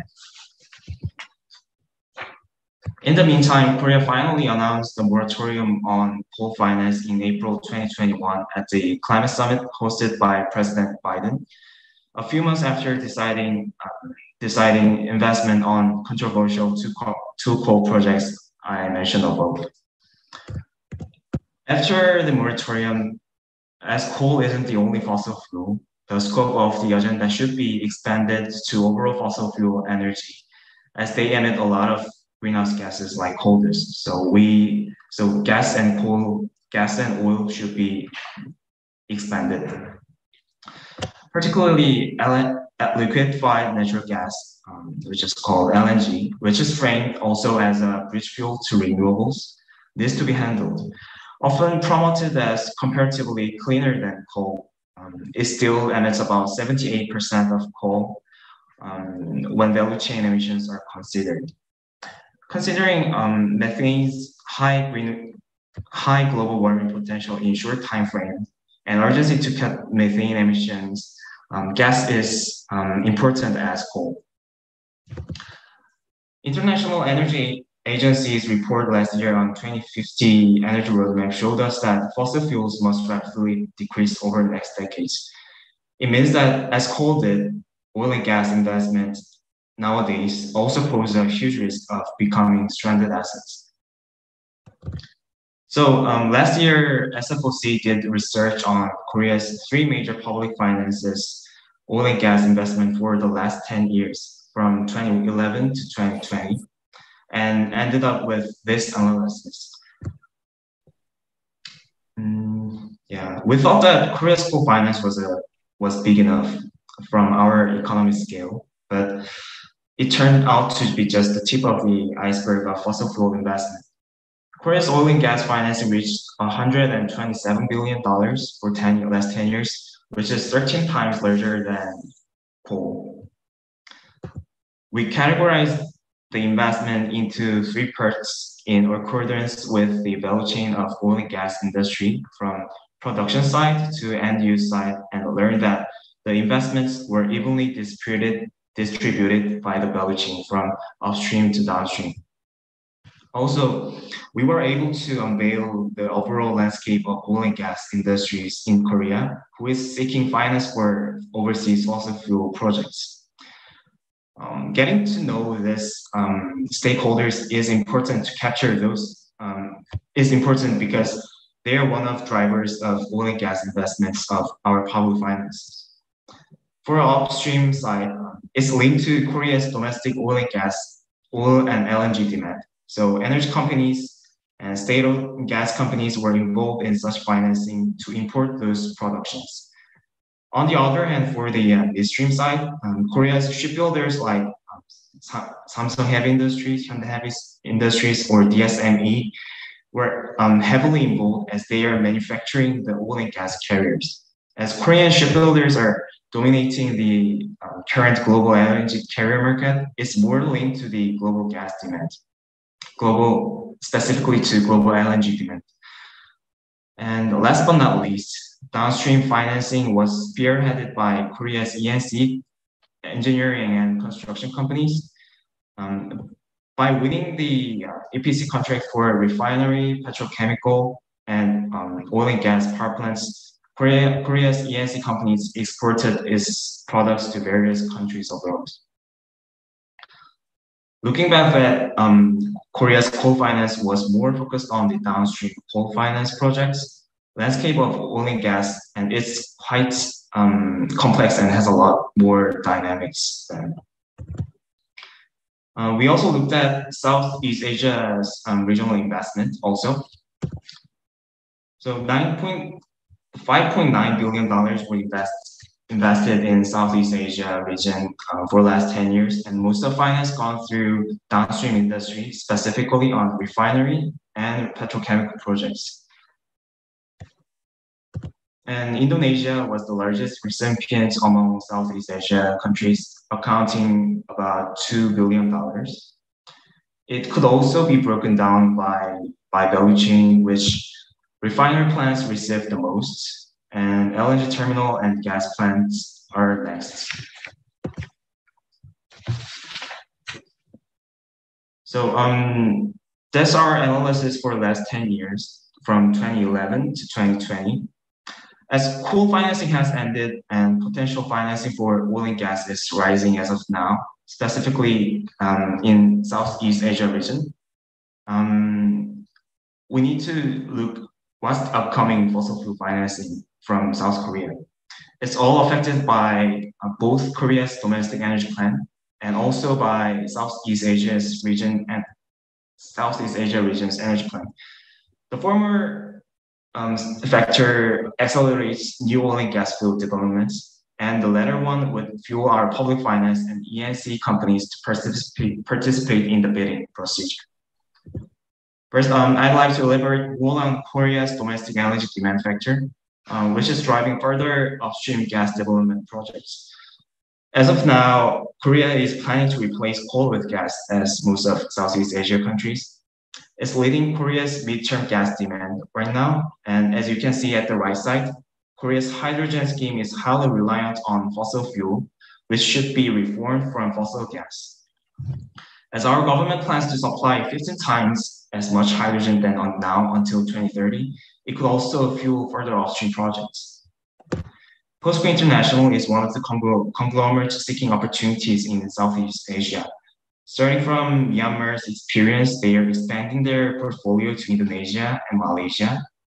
Possibly, unless Korea revises its domestic gas supply plan and also for the hydrogen plant, it would introduce various upstream developments, not just in Southeast Asia, but also in other places around the globe.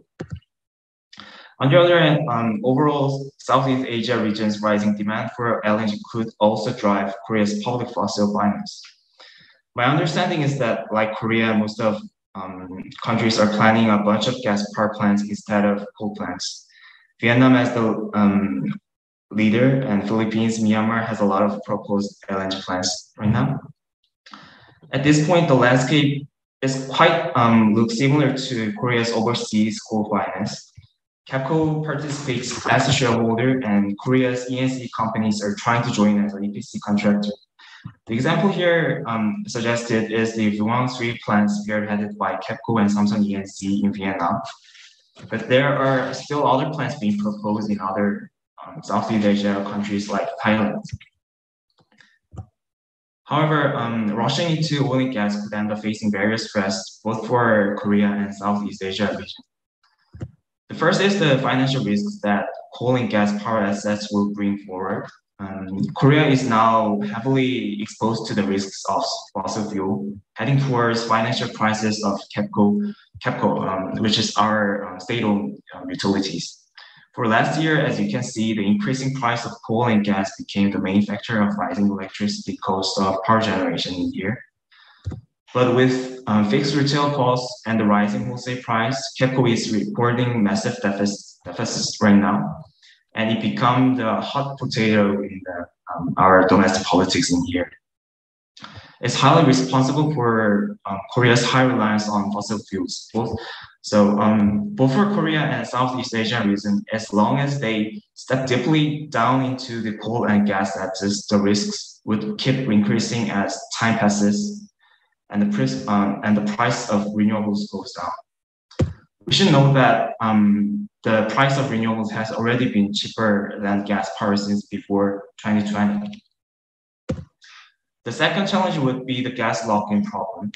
Many countries in East Asia and Southeast Asia are using LNG on the pathway to renewables. Those are boosting upstream gas field development right now. But the fact that those assets would cause the lock-in effect aren't considered that significantly right now. As you can see in the graph below, to meet our Paris Agreement goal, reservoirs under construction or in the operation is only enough to meet 2 Celsius degree of Paris Agreement. If we are to meet the 1.5 Celsius degree goal, we have to cut off already developed reservoirs. In the circumstances above, utilizing gas as a bridge fuel could be really dangerous to meet our Paris Agreement goal. Lastly, CCS technology is now being justified as justifying the additional coal and gas power generation.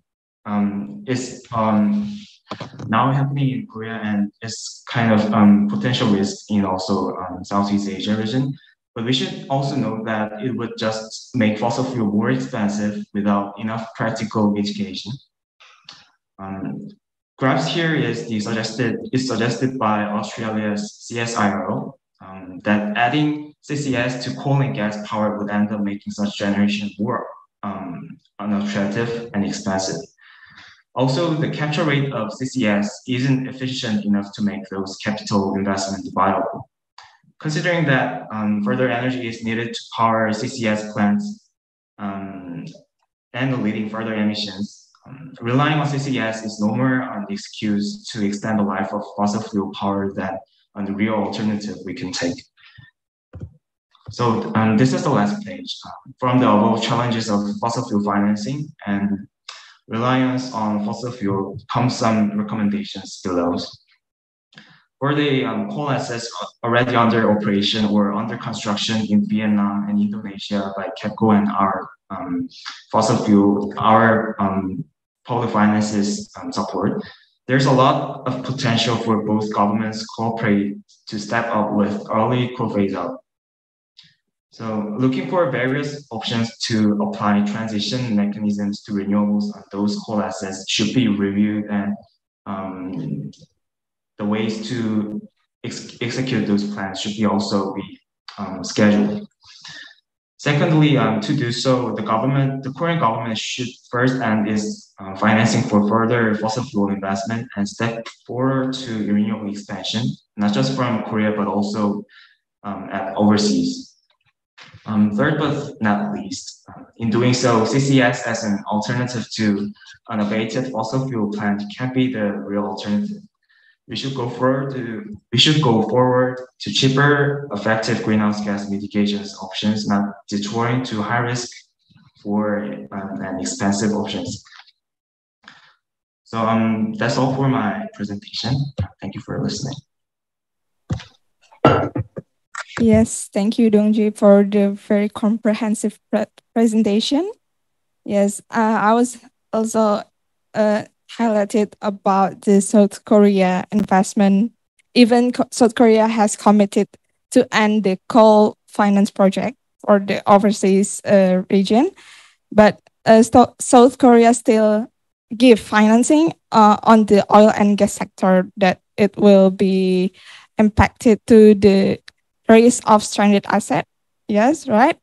And also, the South Korea also have to strengthen up the commitment to the Southeast Asia to stepping up the coal phase out agenda and to prevent the the gas lock in, particularly in Southeast Asia. Yes, thank you for the presentation. Now we will move on to the second presenter, Isabella Suarez. Yes. Yes, maybe I would like to give a brief bio about Isabella. Yes, Isabella is the analyst at the Center for Research on Energy and Clean Air. She works also covers strategy and capacity building as well as research into energy and clean air policy. And she previously served as engagement coordinator at the World Resources Institute. So Isabella, I will hand it over to you.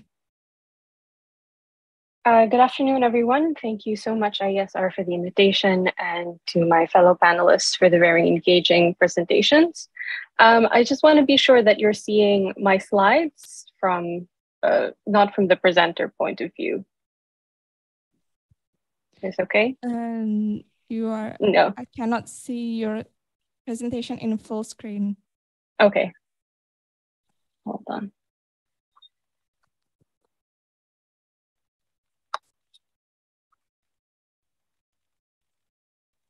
We'll try that again. Okay. It's good for now. Yes. Great.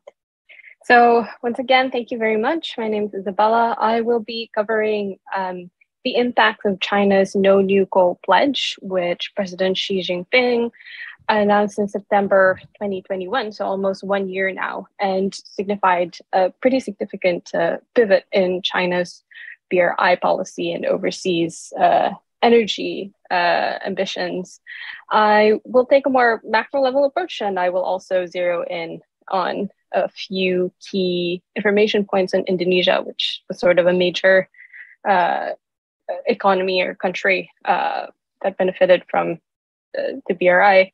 The presentation, I'll just briefly go through the pledge, the factors that led to it, the impact that we know so far, and what could be next.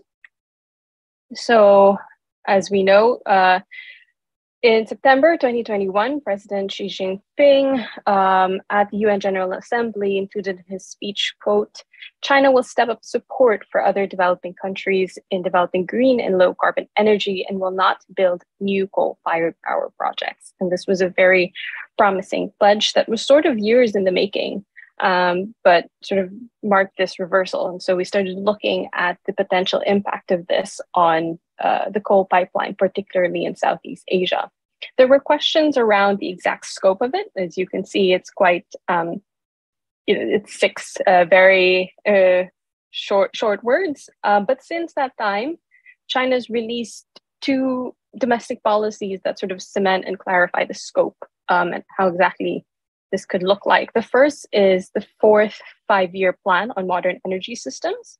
And the second, which we'll focus on today, is the opinions on the joint implementation of the green development in the BRI. And this was filed by 4 of the most important ministries when it comes to the BRI, led by the National Development and Reform Commission. And these were released just 1 week apart, actually. So why was this pledge so significant? So China is the largest historical supporter of overseas coal investments. By our estimates, there are about 123 gigawatts of operating coal plants outside of China that have received either financing or engineering, procurement, and construction support. In our research, we've included both because EPCs have add approximately 56 gigawatts to China's portfolio. So it's not a number that you can sort of ignore. At the time of the pledge, there were about 85 gigawatts in construction or in planning phases outside of China that had Chinese backing at the time. So to put into context, around 12% of operating coal plants in the world are backed by China, and a significant pipeline, about 80% of plant capacity are also have Chinese backing. Indonesia is sort of one of the major beneficiaries of this. Around 22 gigawatts of currently operating coal in Indonesia is backed by either Chinese financing or EPC support. Within the pipeline, that's around 19 gigawatts at the time of the pledge were linked to Chinese investments. Okay.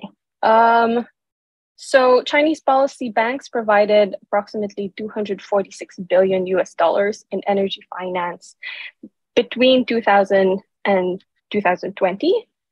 Financing actually peaked in 2017, and over such time, we've been seeing indications in the numbers that projects were becoming increasingly risky, and many of them were actually not moving forward. In this graph, you can see that from 2010 onwards, the number of megawatts of Chinese-backed coal projects that entered into construction, so went through the permitting, financing, all of those things phases, decreased quite significantly. Our research last year found that 4.5 times more capacity had been shelved or canceled than entered into construction. You can see here that India actually accounts for this large share, but I do want to caveat that all of this capacity for India is actually just EPC support. Where we saw the most financing that were canceled between 2017 and 2021 would be in Indonesia, Bangladesh, Pakistan, and Vietnam. The International Institute for Green Finance estimated that just in 2019 and 2020, the amount of financing that was canceled, shelved, or mothballed, it was equivalent to 65 billion. And the reason for this are sort of compounding, interlinking things. So first, public perception, resistance to coal, especially at the community level, and host countries greatly increase. There's also an awareness of the externalities and risks associated with it, including pollution, and also the urgency of the climate crisis. Next is the poor economics of new coal power plants. I think what we saw in our project level analyses is that actually Chinese projects were often more risky than those that South Korea or Japan were eyeing or investing in or supporting. On top of that, domestically, we've seen that the supply of energy projects, specifically coal, has greatly outpaced estimated demand. And so there's significant overcapacity in the grids. And in cases, for example, like the Philippines or Indonesia, this has created an unreliability problem in the power sector. On top of that, of course, COVID-19 changed all projections and the game at large.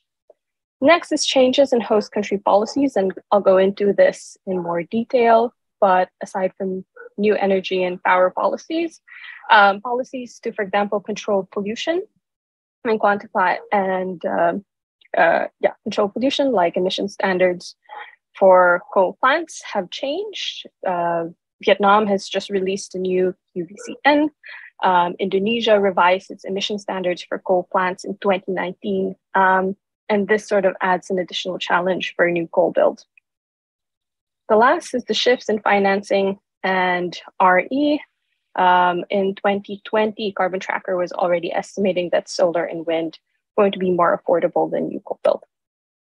So on the China side, if we look at the pledge that occurred in September 2021, since then, within the first 6 months, we saw that there was immediately an impact on the coal pipeline. So about 12.8 gigawatts of planned coal backed by China were shelved or canceled between September 2021 and January 2022. And a lot of this was actually initiated by host country policies. You'll see from this graph that Vietnam has almost 6 gigawatts of projects that they postponed to 2030 and beyond.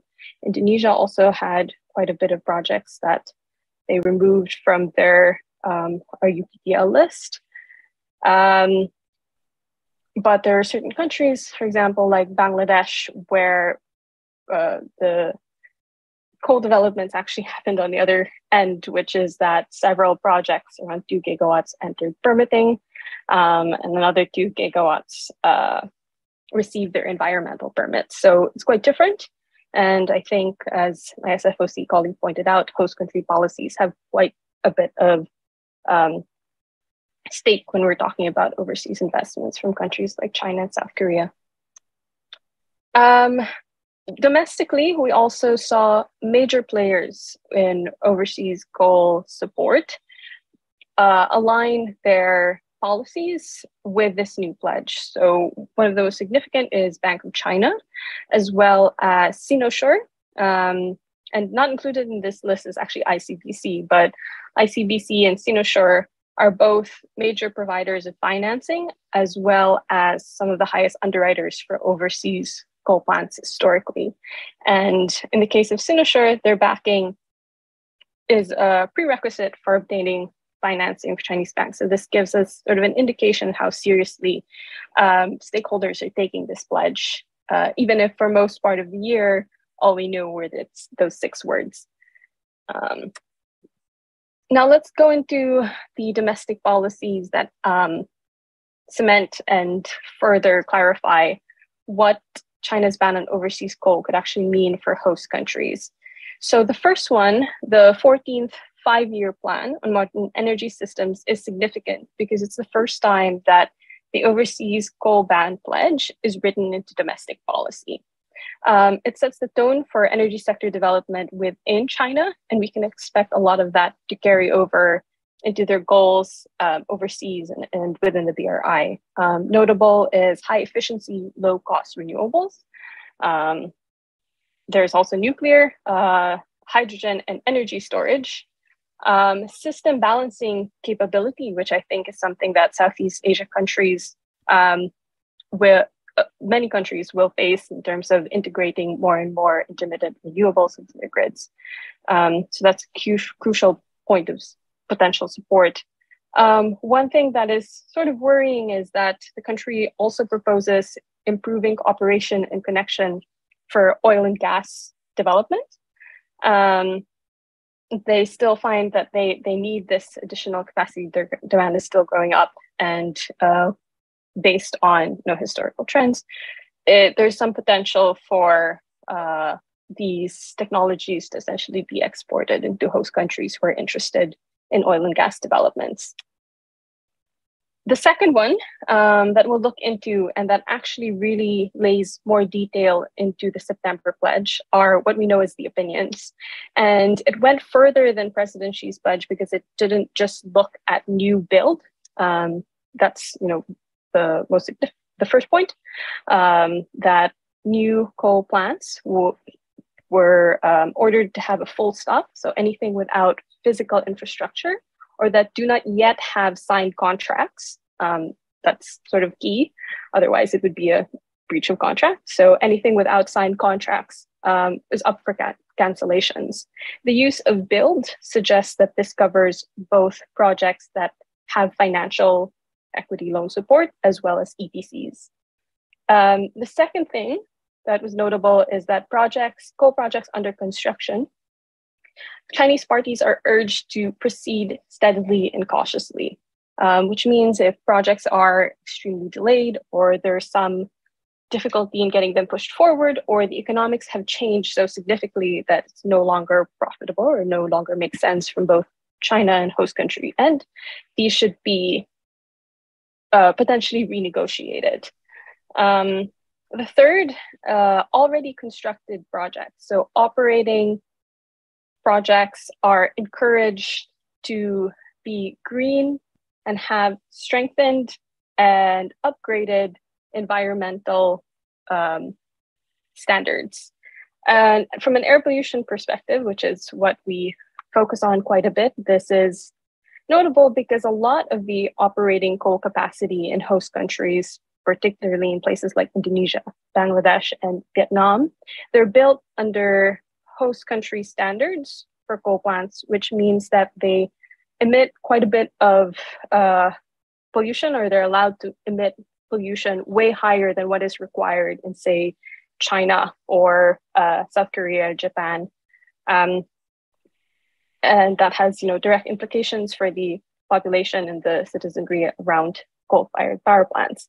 Just to give you an idea, the Philippines' emission standards for existing coal is 50 times higher than what China requires for its coal plants. Indonesia, even though it has revised its emission standards, it allows 4 times more pollution on its coal plants. And at present, PLN has not yet transitioned or retrofitted those projects to fit it.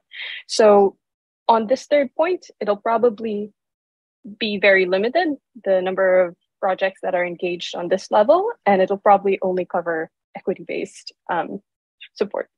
Sorry, Isabella, you only have 2 minutes left. Oh no, okay. So what does this mean in terms of numbers? So if we break down the 86 gigawatts of projects in construction, we're looking at about 37 gigawatts that should essentially be canceled under China's ban on overseas coal. This is because these projects have not yet reached financial closure, have not had any, agreed upon binding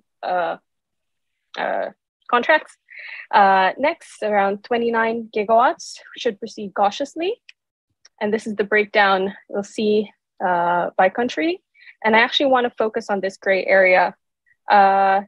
This is the area where we're not quite sure what happens to these projects. So these estimates are sort of our interpretation of the opinions. Around 11 gigawatts, which of capacity has secured financing and permits, but they haven't entered construction yet. So we're unsure where this actually falls. There are 8 gigawatts of captive plants in Indonesia. And this is an area of research we'd like to dig into that is tied to BRI industrial projects for steel and nickel. Not captured in this data, what we know is false solutions, as well as shelved projects, which could climb its way back into the pipeline. Okay, so what's next? Sorry, this will just take 2 minutes. China, there is a need for further binding policy guidelines, as well as strict timelines and targets. For host countries, there's an ability to initiate coal cancellations for early stages and unneeded projects, especially ones without contracts signed, and where possible, explore renegotiation of technology towards gas. We're seeing that happen in Vietnam, or preferably renewables. For example, in South Africa, special economic zone coal plant, actually backed by China in financing, was replaced by a proposal for 1 gigawatt of solar. And in Pakistan, the Gwadar project, 300 megawatts, which they said in February they would push forward, was actually replaced by solar just 2 or 3 days ago. Further recommendations, there's a need to leverage the Green BRI pledge. This is really an opportunity for both China and host countries to go back to the drawing board and see what they actually need and the type of support that's needed to transition grids. Prioritize the enabling environment, which previous speakers expounded on, and also redirect international finance to green RE and green infrastructure. I'll just end with this, which is when we looked at the total EPCs filed for overseas electric power project last year, we saw a great increase in the number of solar support that was going out. And actually EPCs in dollar per megawatt was its highest in 2021. But under that, there was also huge capacity for oil and gas that China plans to support in the future. So both of these things are really things that we'll be watching, and we'll be updating our numbers accordingly. Thank you. Yes, thank you, Isabella, for the insightful presentation. So long. Before we move on to the Q&A session, maybe I just want to raise a quick question because yes, it's a good news that China has already aware to the risk of the financing in coal projects, not only the financial loss but also aware to the social economic impacts in the host countries, right? But is there any plans from the China itself to shift from the coal projects into the renewable projects? Because I didn't see it. Any plans that you have mentioned for the further agenda after China has announced to end the overseas coal finance project?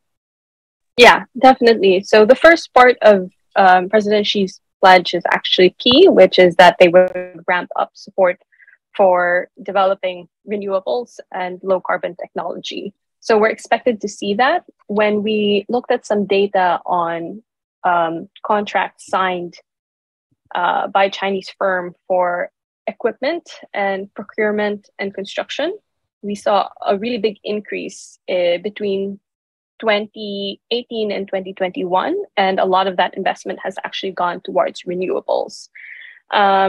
There's really a need, though, for the enabling environment to be set up, because just a recent report, I think this was a few weeks ago, and I'm trying to remember the author. I'll put it in the description. But a recent report found that Chinese investments overseas actually dropped in 2022. Across the board for all technologies. But I think based on the pledges and based on previous trends, we should expect to see China moving support to renewables. Host country policies will essentially just dictate, how fast and the manner in which this will happen. But I think policy-wise, it should be made available. Thank you. There is a question on the chat box from Danny. For both of you, how do the financial institutions currently view on CCUS-related project? For example, clean coal with CCS, CCS, EOR, blue hydrogen, and etc. Is it considered as an ESG investment? Maybe I will let De Jong first to answer this question. Yes, thanks for the questions. Right now, SFOC is arguing against those points. Regulations is underway right now, and regulations for CCS itself hasn't been made.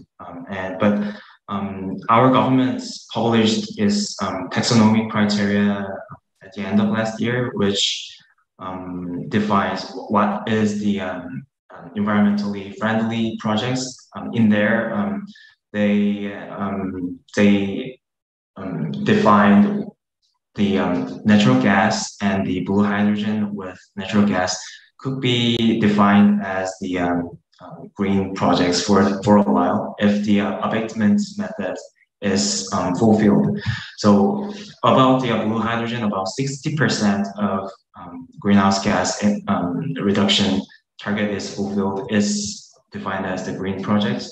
On the other hand, if the natural gas, with regard to the natural gas, if the life cycle emissions goes under the 250 grams CO2 equivalent per kilowatt hour, is defined as the green projects for a while, but not for the coal. Coal isn't discriminated as clean projects, even with CCS. I think it would be the answer. Yes. Okay. Isabella? Yes. What's your comment on this? I think for us within the power sector, as Korea, we don't really consider carbon capture an option in the power sector. In the case of China, they do mention the inclusion of carbon capture as a high efficiency and low cost alternative to push the energy transition forward. But whether it's not categorized as a clean technology, more as a new technology. And sometimes those two words are put together. Okay, thank you. I will see the chat box. There's no other question yet, but maybe I'm just curious about the current situation, especially in the global crisis that happened between the Russia and Ukraine.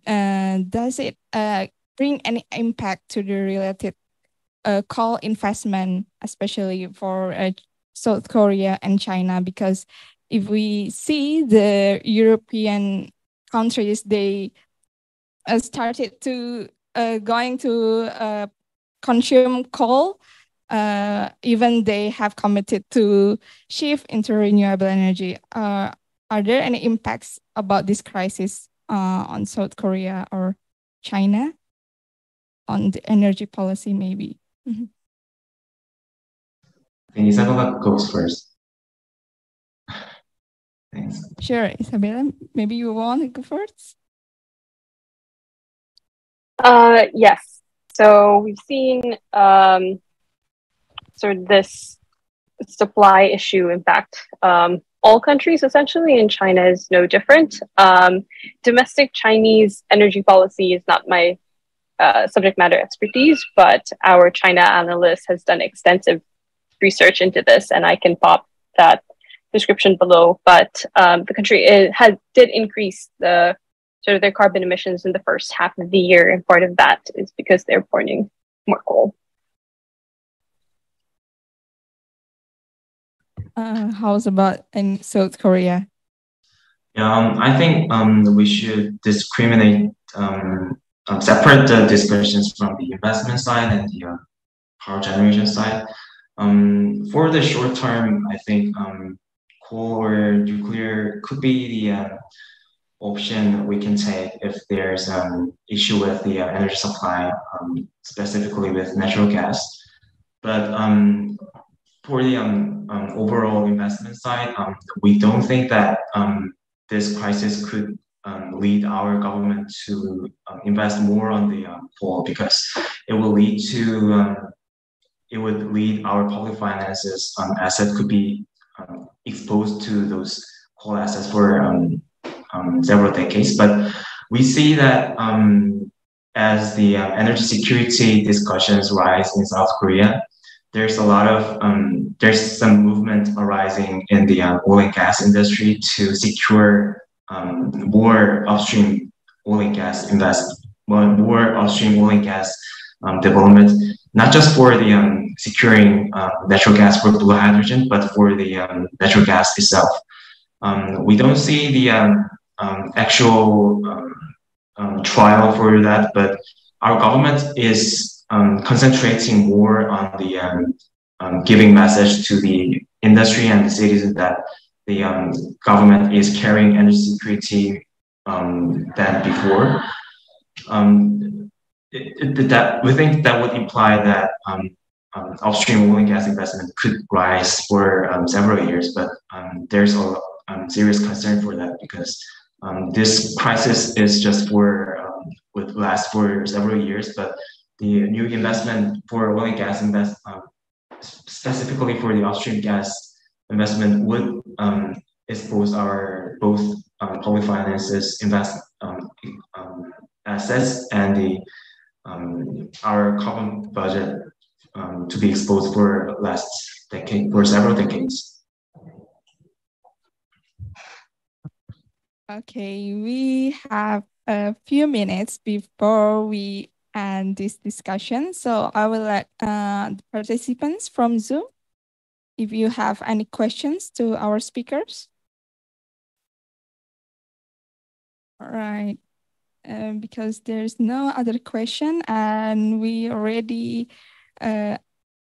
reached on the last session, and I would like to thank to the speakers for joining us on this event, and hopefully this session participants and all the speakers can gain a very insightful perspective on the condition from China and South Korea investment, especially to the Indonesia.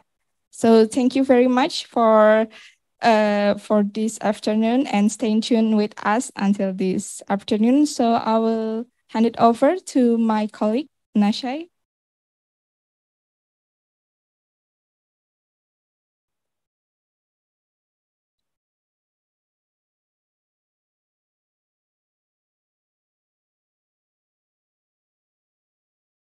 Yes. Okay, thank you, Ms. Lisa and Ms. Farah for the session. I would also like to thank you for all of the speakers who have given a great presentation and insight about the current state of energy transition in Southeast Asia. Ladies and gentlemen, once again, I want to remind you that all of the presentation materials will be available on the link that we have shared in the chat box. And it will be also available in our website at www.iesr.org.id. Last but not least, I would like to apologize for any inconvenience or lack of words in carrying out this webinar. I would like to also thank you for the active participation of the speakers and the participants in today's webinar. See you at the next opportunity. Thank you, stay safe and good evening. Wassalamualaikum warahmatullahi wabarakatuh.